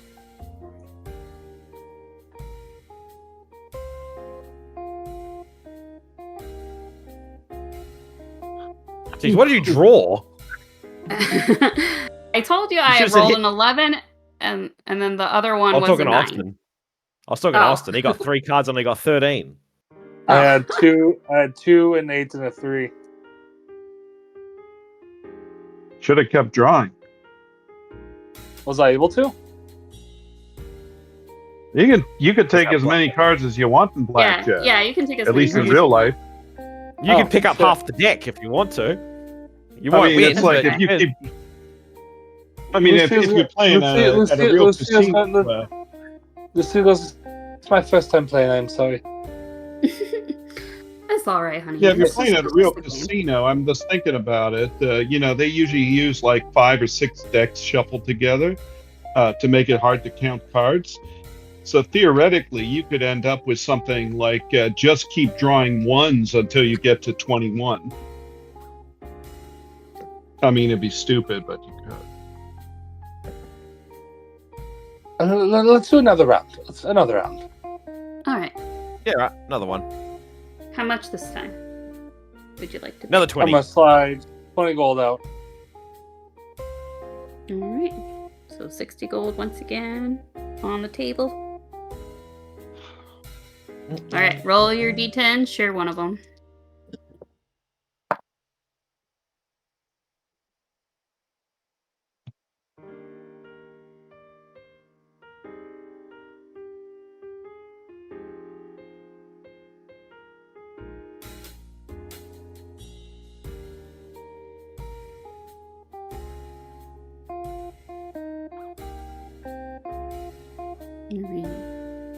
Anybody want another card?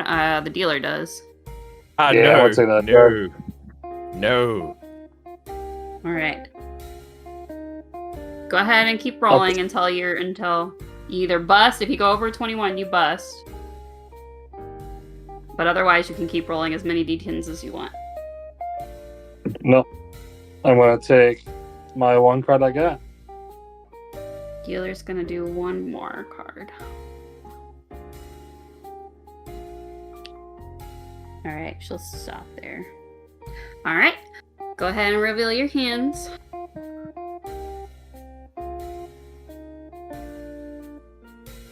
Ooh. Lucille wins this time.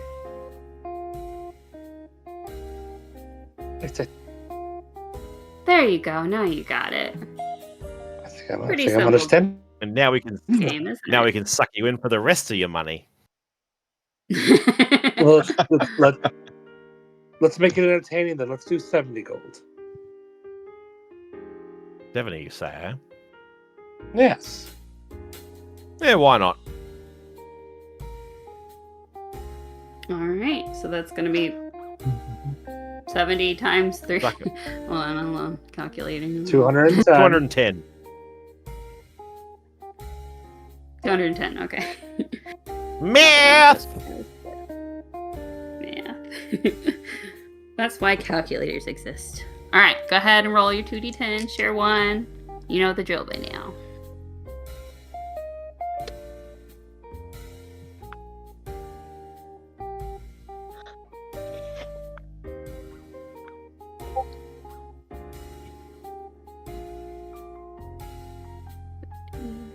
The dealer's gonna take one card.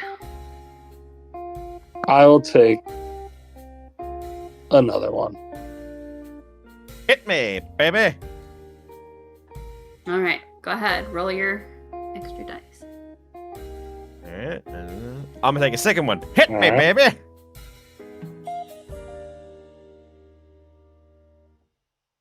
Yeah, that's a... Yeah. Oh, I'm 22. God damn it. All right. Ooh, I like. One off. Aww. There goes all the money. All the money.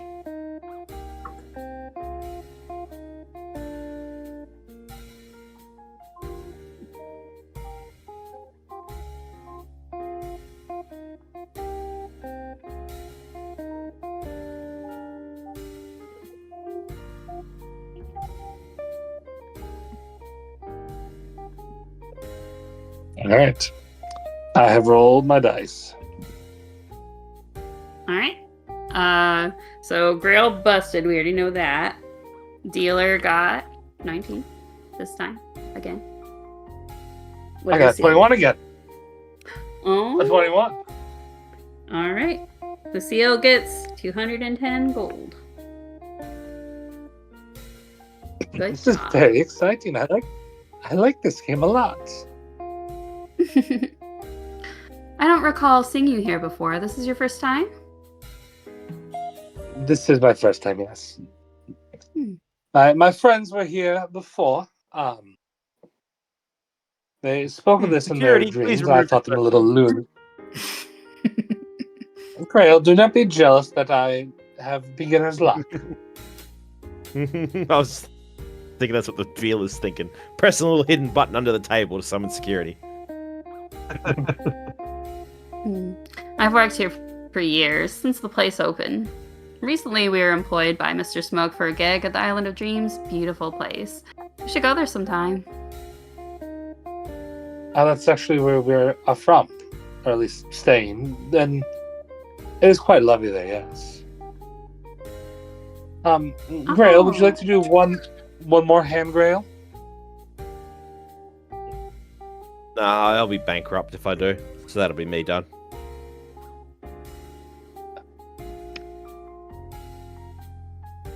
You and I can still play if you want.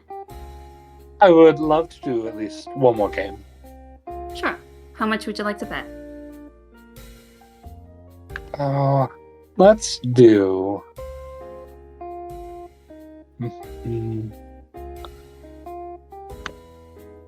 Let's make it interesting. 100 gold. All right. 200 gold on the table then.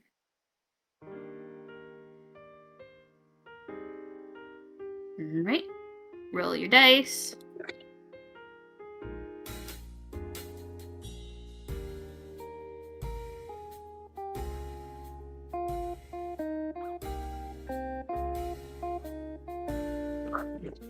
All right. Dealer is going to take at least one more card. Oh, she's going to take more than one card.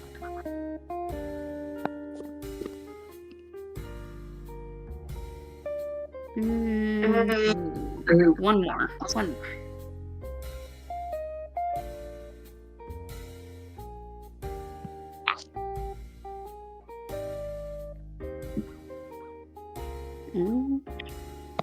All right.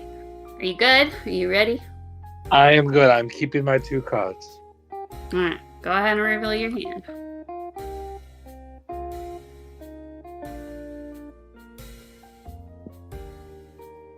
I believe that's a blackjack. 11, 10. Yep.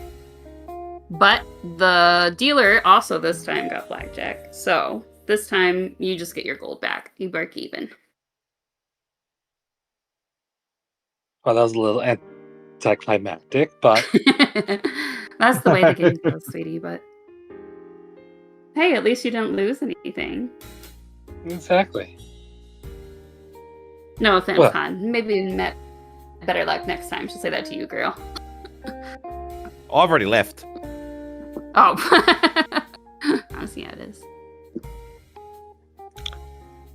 Well, you have yourself a wonderful rest of your evening.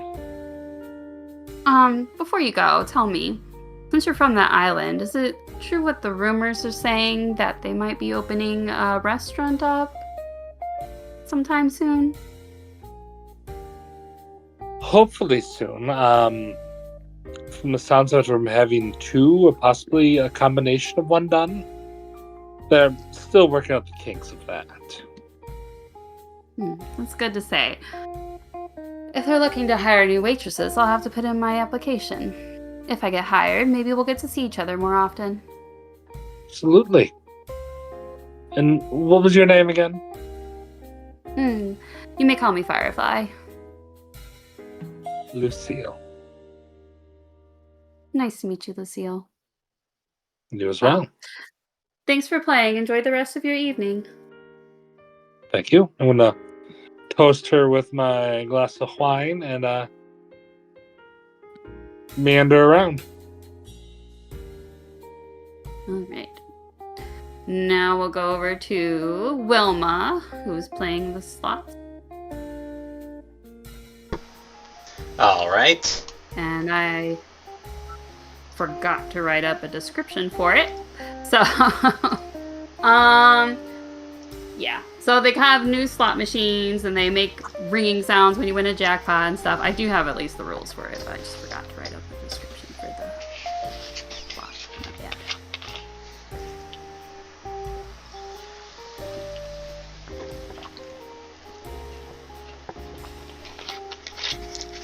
So for this one, you get to place your bet.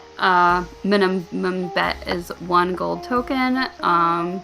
You get to roll 1d6, and I'll roll 2d6. And if 2 of the numbers match, then you get your gold back. If the numbers are consecutive, you get to double your gold. And if all 3 numbers are the same, you triple your gold. But any other result, you end up losing the bet.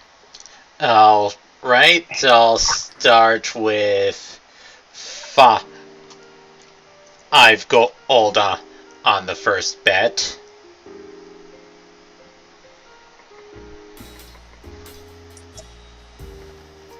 Alright.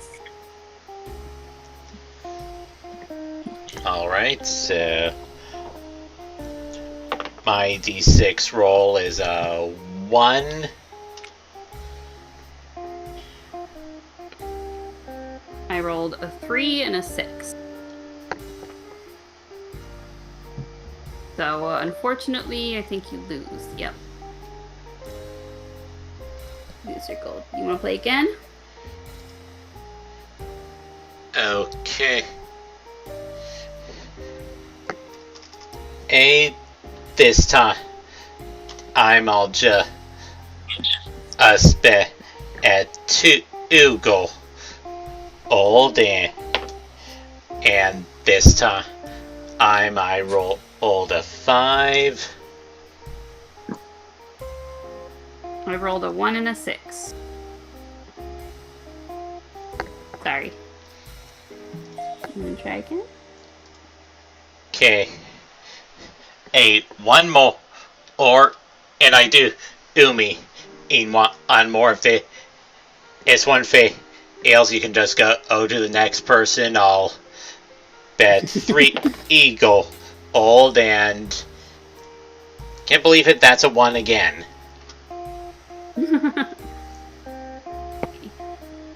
Oh, I rolled a 2 and a 3. So this time that's consecutive. So you double your gold. Oh, nice. So, that gets me 6 back. Mm-hmm. So, that leaves me with 1 gold more than I started with.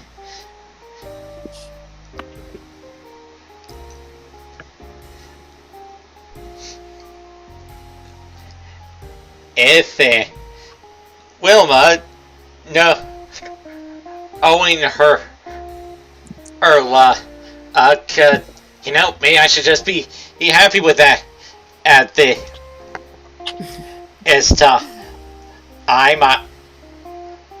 So I guess I'll go to the bar, as pointless as that may be, and as she moves to leave, Eve, she notices Addie in the next slot machine over and ducks down. Oh god, it's my ex again. Okay, it's cool. Yeah, I was gonna mention that. There has to be a way to get over to the bar without her seeing me, and it really being awkward.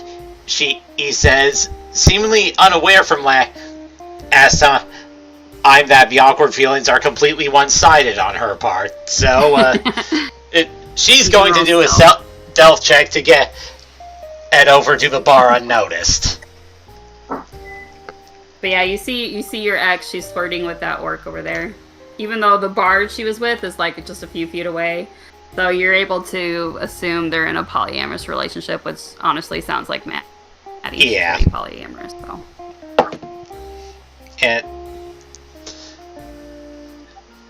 okay, so that's a set Evan on stealth.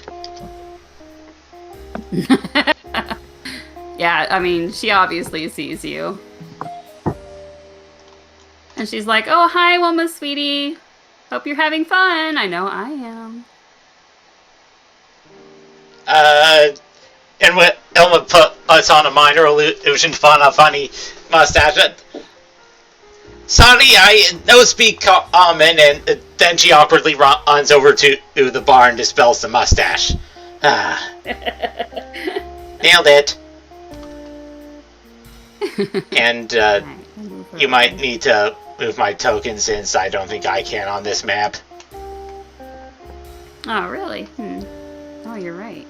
Let me fix that.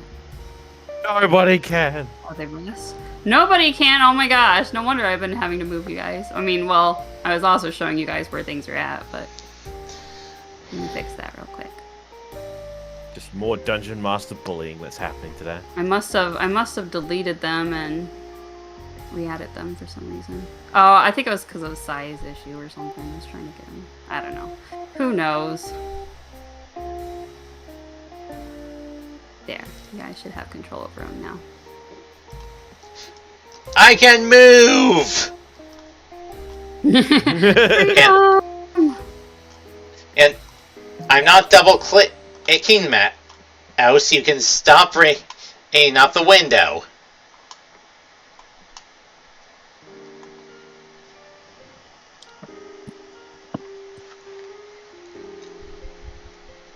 Alright, so Grail and Wilma are at the bar. What does Lucille and Papagena want to do? Because I'm assuming are we doing another round?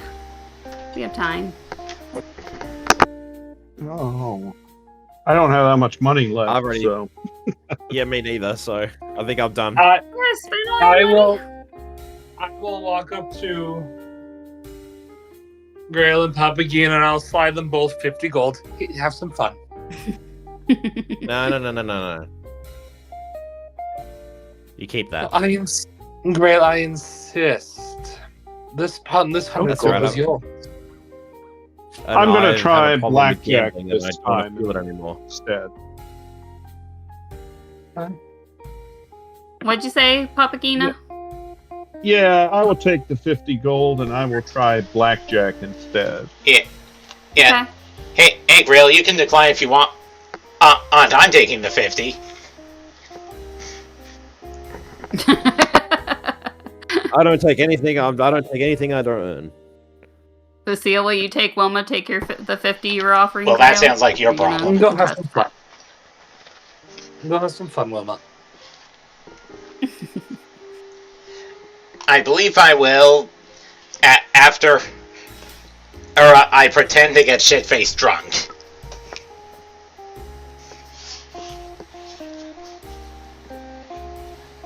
They should really invent booze that can get you drunk in a dream. I wonder if there's a market for that.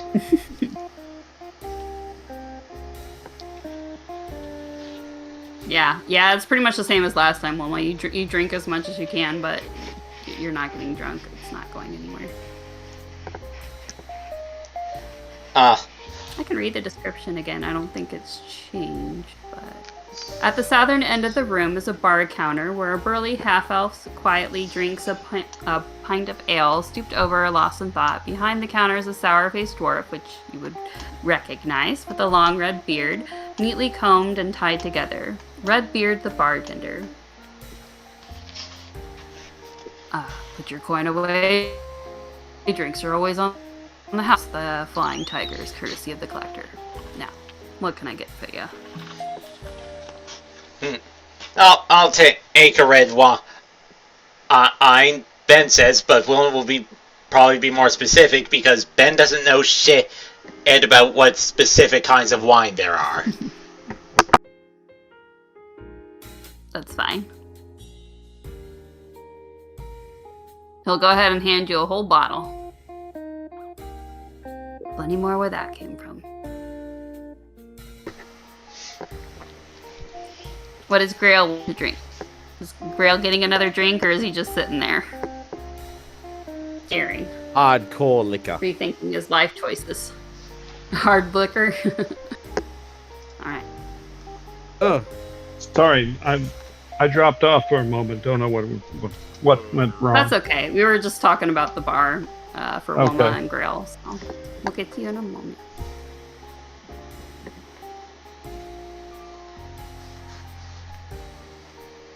All right.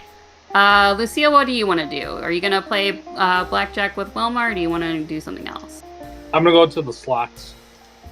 The slots? Okay. Yeah. Alright, we'll go ahead and do Papa Gina first, because we just... It's been a while since she got to do something, so...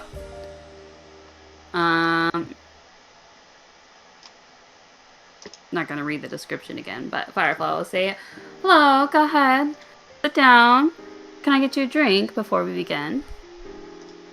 Hello, vodka martini. So go get your drink real quick, bring it back, shuffle the cards, and play some blackjack. So, go ahead and roll 2d10, share one of them. I'll do the same. Oh, how much did you want to bet? 5. 5 gold. So 10 gold on the table. Yep. Don't want to use up all the money real fast here, so okay. Yep, casinos will do that to you. 9.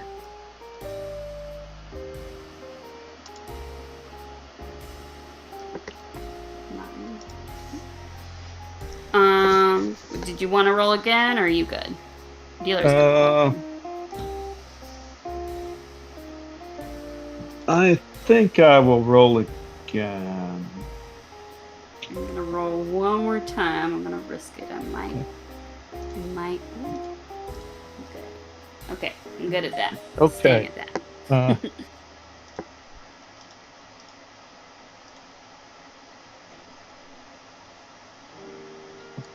Okay. So that's going to be a 19 overall. Oh, so we both break even, so you get your 5 gold back. Okay. Well, let's try again. Okay.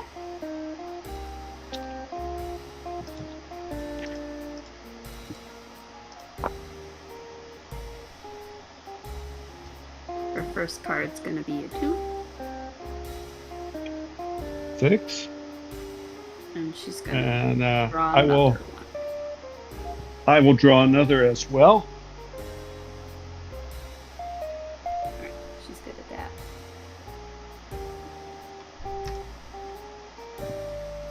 Okay. Okay, I think I have a blackjack because I had my numbers are 6, 6, and 9, so that does add up to 21, I hope. 2 6s and yep. Good job. So you get 10 gold. Okay, so that puts me well up a little bit. So yeah. Okay. Yes, let's bet 5 again.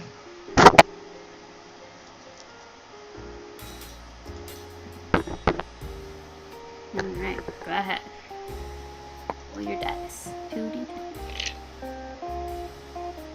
Her first is a 2. Okay, 2 also, and I will draw again.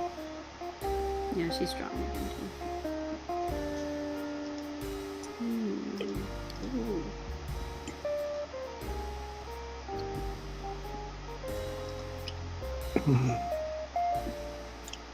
Okay, remarkably, this has ended up being blackjack again. So did the dealer. I got a 1, an 8, and a 2. So 21 for me as well. Okay, we break even. So you still get your gold back since we both got it. Right. Okay, sure, we'll play another one. All right, same amount, I'm guessing. Yeah. 5 to open. Yep, she got the same actually for her first one. And she'll be drawing another card.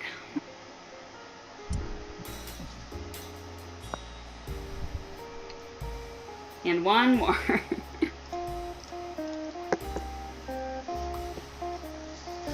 Ugh.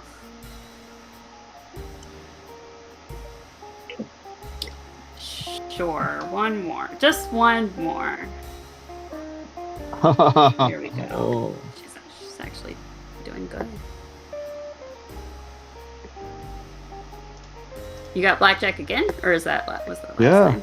8, 8, You got 5. So 16 You're plus good at 5. 1. So you get your gold. You get 10 gold. Because she only got 20 that time. Okay.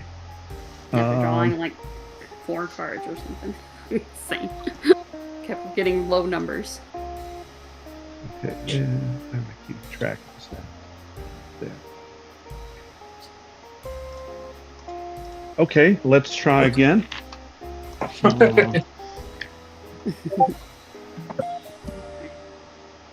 Okay.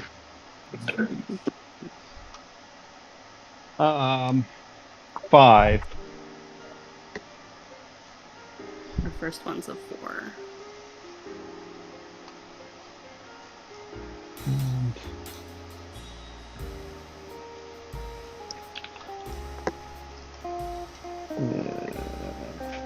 Gonna draw one more card. Ooh. Okay, I think I'm gonna have to stand there. So, So I have a question for. Does anybody actually play blackjack? When you get an ace, do you have to decide it the moment you draw it, or can you decide it after you've drawn more cards? after you've drawn more cards, it gives you draw more option. cards. Okay. So even if you draw more They got cards, it. you can change it. Yep. Yeah.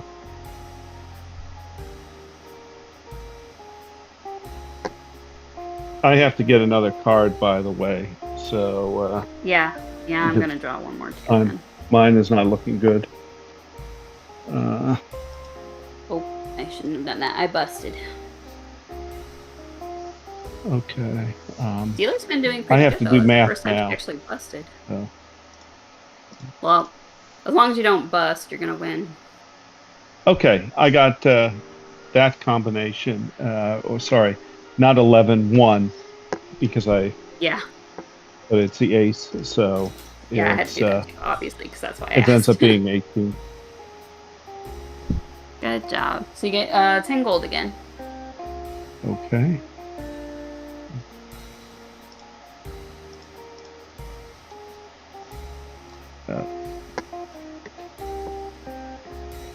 And another hand. Yes. I know. I actually have a goal here. What I'm trying to get to, which is to win my money back from the roulette. Oh, that's what you're trying to do.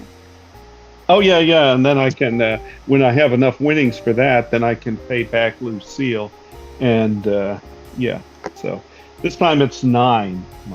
Yeah, hers is a 9. We keep rolling the same first cards. That's very strange. Very strange. That is strange. After all the combinations. 10%, I guess. We still draw the same ones. Okay. And I think I busted now, so Yeah, she busted too, actually. Yeah. So, yeah. break even. You want to go one more time? One more time. One more time. Right. Okay, 4 this time. 10 for first one.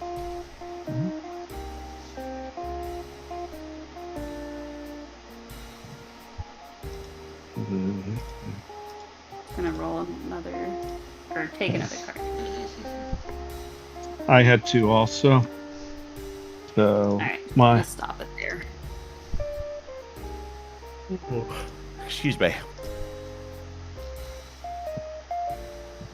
oh We break even again. yeah. Okay, I don't know if I'm gonna get to quite win back this, but let's go 15 this time and see what happens, because I don't want to waste all night here. So, but Alright. already on our table now. I do want to try winning this back. So my first number this time is a 7. Okay. And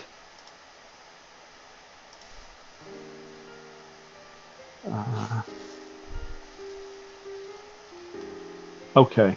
I'm going to stop. I'm going to draw one more. And that will give me at least 2 more.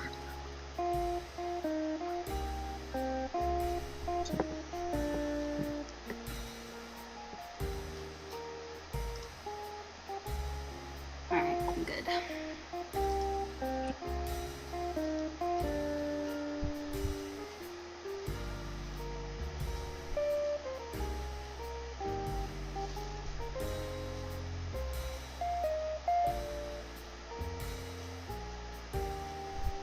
Just doing the math to make sure I did it right. Okay. She got 21 that time. Oh. Oh. I double checked. Okay. I wanted to make sure. No, I'm going to quit then because I'll just end up losing my money. You still play a good game, though. You come here often to the casino. It's the second time I've been here, actually.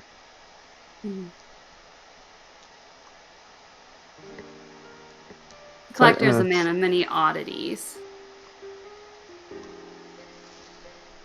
I remember he was a collector of soul coins for a while back, but his newest obsession is collecting dreams. I honestly have no idea how he's able to do it, but if anyone can, the boss will find a way.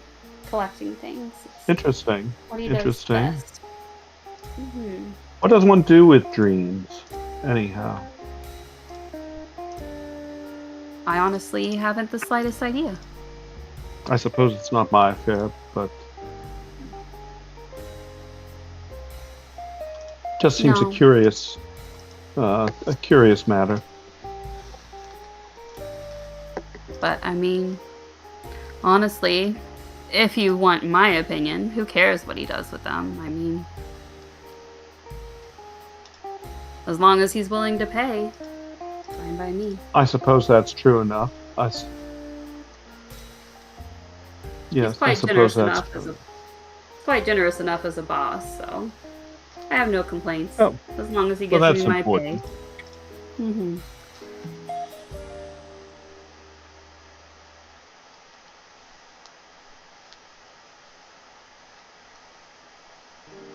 For me, it's just another gig. Well, good evening. Have a good evening then. Thank you. You're welcome, you too. Thank you as well. Enjoy your evening.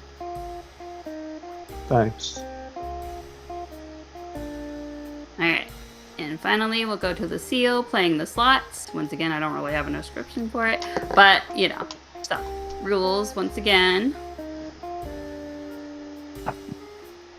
You get to place a minimum bet. I'll go ahead and post it again, because this one's new to me, too. So.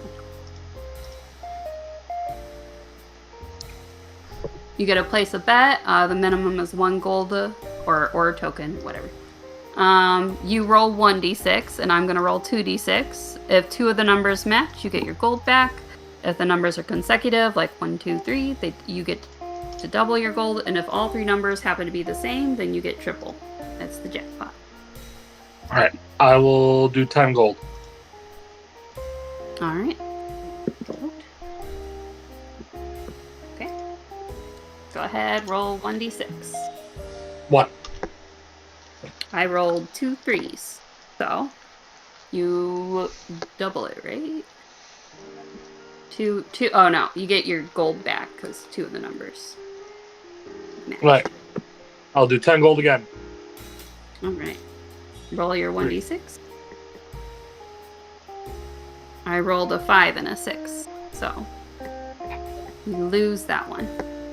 I'm gonna do it again. Okay. Roll the 1.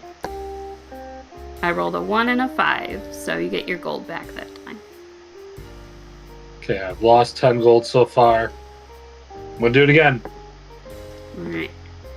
I rolled a 1 again. I rolled a 1 as well, and a 6, so you get it back again. You keep breaking even. That's like me on the slots. I usually break even. 4. But that's better than losing. I got 2 6s, so you break even again. Again. I need to either get back to 300 gold or... Yeah, I rolled a 5. I'm turning you all into gambling addicts. That's actually the point of this campaign. What'd you get? A 5? I got a 4 and a 6, so that's actually consecutive.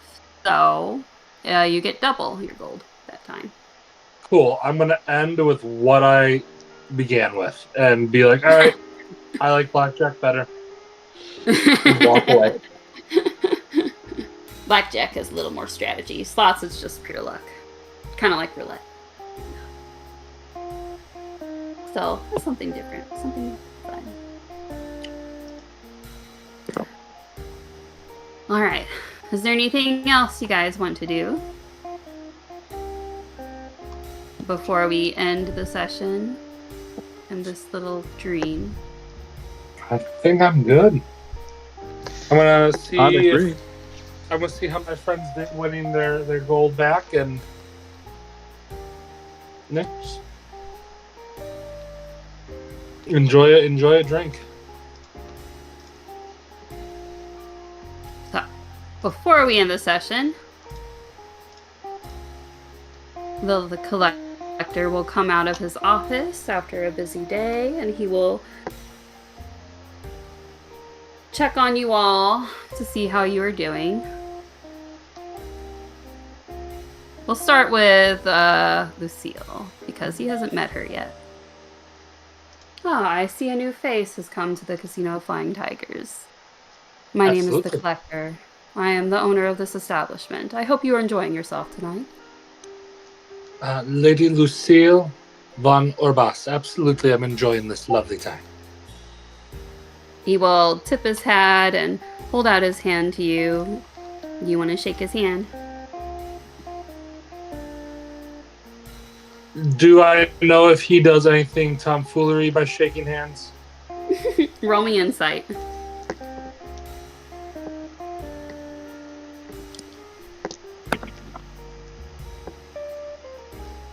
My bonus to this is, do I have? I'm perceptive and perception. That is a 12. He's just being polite. He doesn't seem... Nothing seems off about him. He's just being a polite gentleman, welcoming you. Then I'll shake his hand. Excellent.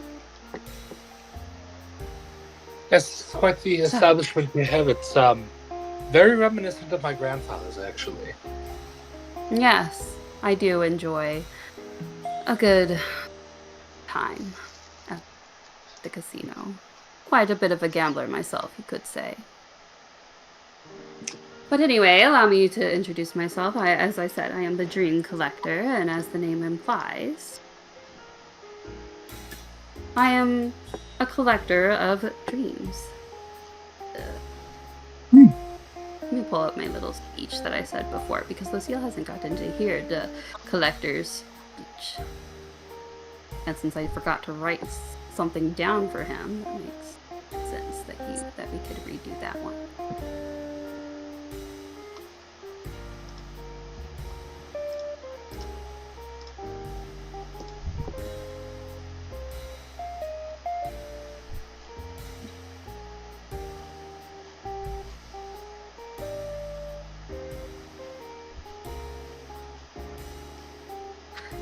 Such a wonderful dream you happen to be having here at the casino.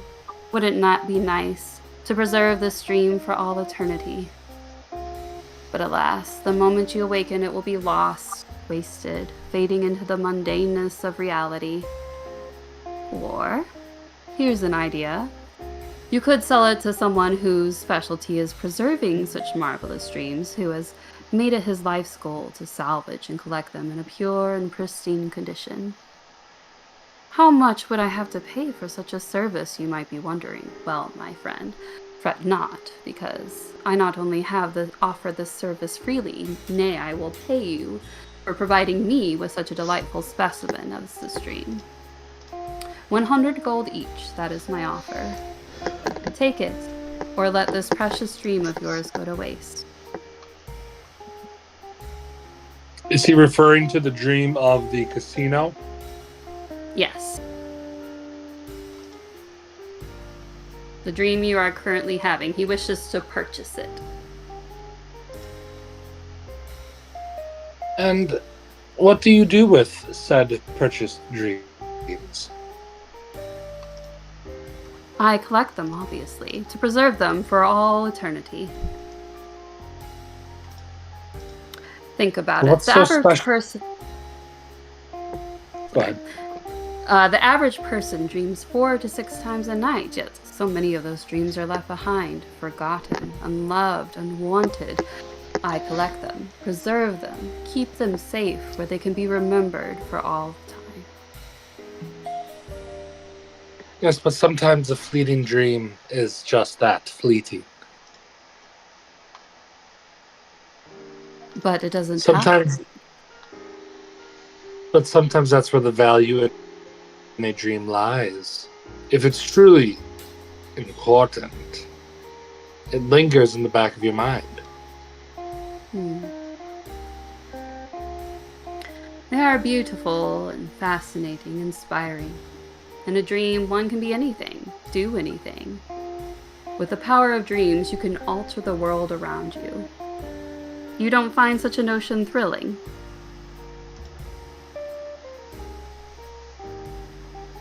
I'm afraid I don't. I believe in physical reality.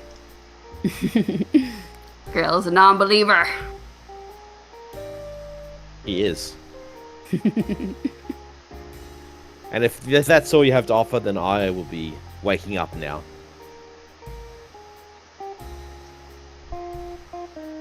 Well, if you do not wish to sell, that is your choice, of course. You are free to awaken whenever you wish. Just simply will it into being, and awaken you shall.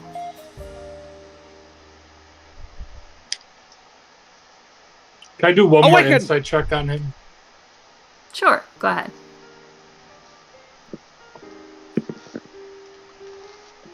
You. That's a 7. 7 insight. He seems honest. Yep. He's what? He's being completely honest. He simply just wants to purchase your dream so he can preserve it for all to eternity. No strings attached. Totally not use it as a soul anchor to take your soul later. Wilma looked at his contract last session, I shall remind you, and she did not find anything off suspicious. It sounded exactly as he described it. Yeah, but we all know Wilma secretly can't read. So I did not. Hey, I can read better than you can, smart guy. I was not here for that session. I do not know this. But I'm going to look at him and just say, our revels now are ended. These are actors. As I foretold you, we are all spirits and are melted into air, into thin air. And like the basest fabric of this vision, the cloud-capped towers, the gorgeous palaces, the solemn temples, the great globe itself, yes, all which it inherits shall dissolve. And like this insubstantial pageant faded, leave not a rack behind. We are such stuff as dreams are made on, and our little life is rounded with a sleep. Goodbye. I'll wake up. She's some kind of poet. She doesn't even know it. I was quoting Shakespeare. Oh, okay. Gotcha. I don't think the collector would know who Shakespeare is. Maybe. Yeah. That sounds familiar.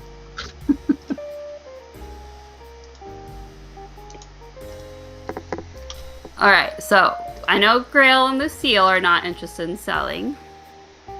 Do Papagina or Wilma want to make some gold? I lost too much money. I So, lost too much money. I gotta sell.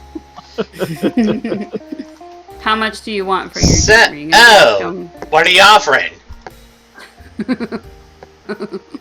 Lion. What are you How selling? much you- I am offering what you are willing to give.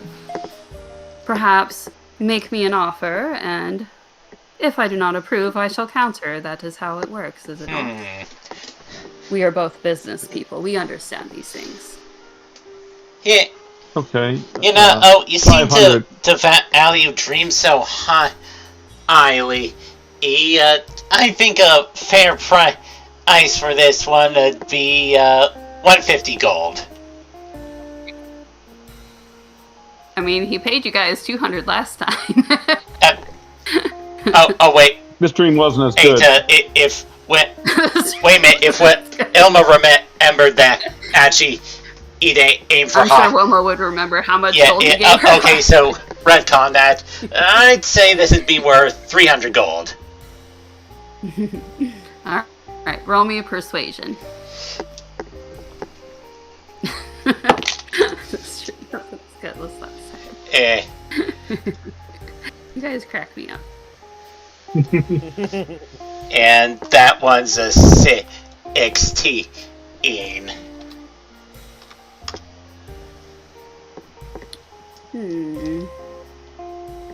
Considers for a moment. Well, I suppose the market is increasing these days. So, What is do it we have they a call it? deal? Of course, I suppose. Yes. So, Inflation and all that, it makes sense. so old. Just to be sure you sign the contract, you can look it over if you like, but of Yeah. course it's the same Yeah, of course. as before. Of course, Elmo will look over the contract, and if there's nothing shaded, AD will sign it. Go ahead and roll insider investigation. I'll let you pick. Alright. It doesn't matter. I think insight's what I'm proficient in. It is, that's a 14. So you look it over, and he did adjust the price, of course, to ensure that all the proper procedures are made. It is very, once again, it is very legalese and a little, but you've seen contracts 100 times before. You know what you're doing. You know it, and it's pretty solid. It's just exactly as he says. He just wants to purchase it so that he is now the owner of the stream, and you have relinquished all ownership of it, pretty much. So old! It's a simple transaction. And once he's out of earshot, sucker. I love how despite the tropes that play,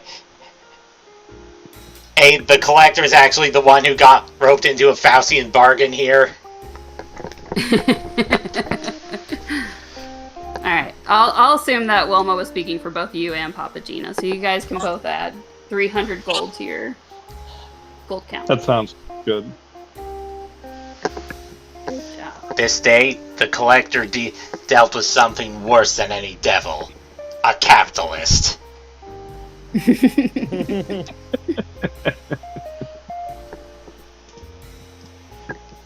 To be honest, I certainly don't feel the need to maintain ownership of this dream where I gambled and lost money.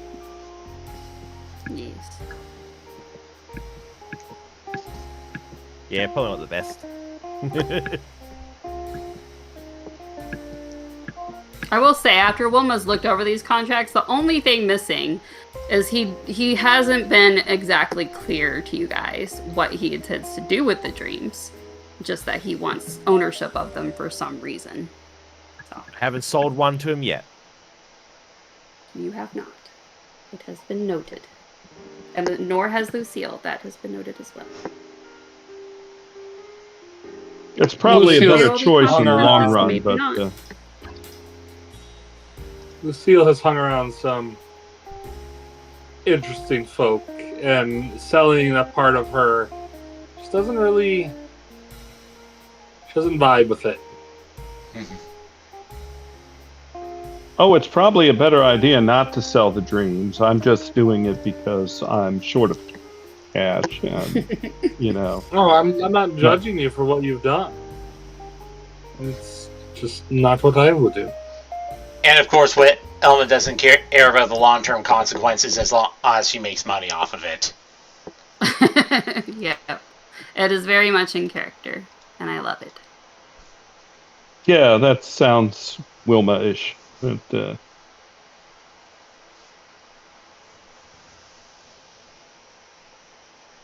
But I will remind you, it's a cozy campaign, so if there are any consequences, they're not going to be that severe. You're not going to, die or anything. The Feast of Souls begins now! No, this is not a Joel campaign. This is a Sarah campaign. I mean, I got down to 1 HP. Cookies. The Feast of Cookies begins now! This is a deadly... Oh, and because you guys completed the dungeon, you are now level 3. Yay! oh, I get to do A little that. more HP. I get my... I get my meta magic! Hooray! And I get my artificer specialty. Make sure I tag Catherine. I got mine at level 1, but I haven't found a situation to use my restore balance yet. What specialty are you going, Ben? First time I played with Elma, I went... Wilma's an alchemist, isn't she? First time I played with Elma, I went and with artillerist. Think I'll go alchemist this time.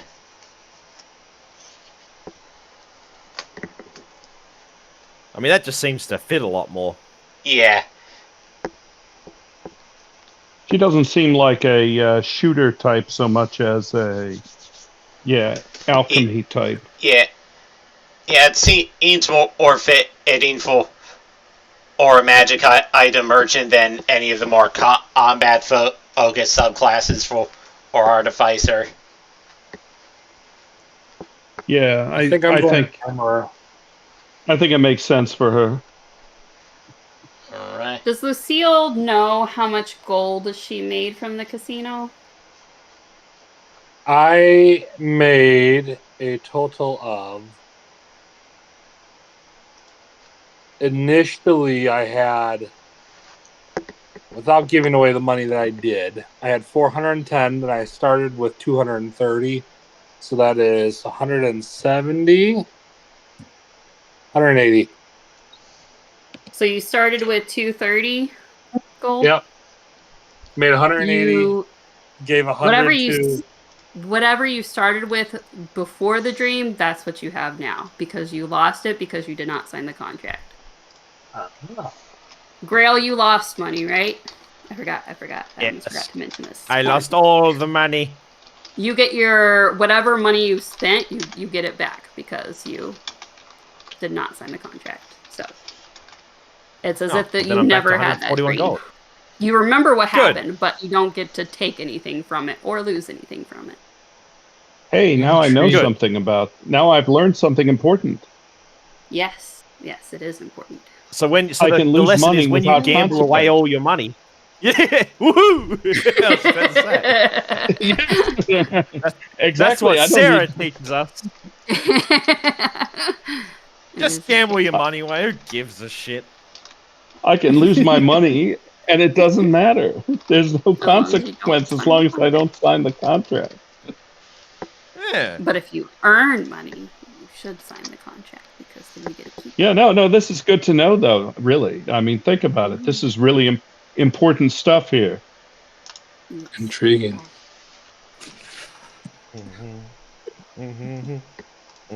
Now I have to actually figure out how to build my weird melee sorcerer that doesn't make any sense. I didn't think I'd even get to level 3, but here we are. I'm going to do the armor. You have a very unique concept. I'm not sure what I'll do. I think I might do something that's more combat oriented a little bit on level 3 because so far I've just tried to stay thematic and I'm not all that effective in a lot of ways. So, but on the other hand, it's kind of fun in the Umbra sense to do it that way. So, I don't know. Go. Chris, Yeah. Oh, you want? my friend Ty in my Monday group, he when I was writing Salt Marsh for them, his character Gumption had like a 30 passive perception, and just like Ah. he tooled Gumption to be very. Because she was a fighter rogue, and like she had a range of 1,000 feet. Like it was ridiculous what Gumption could do.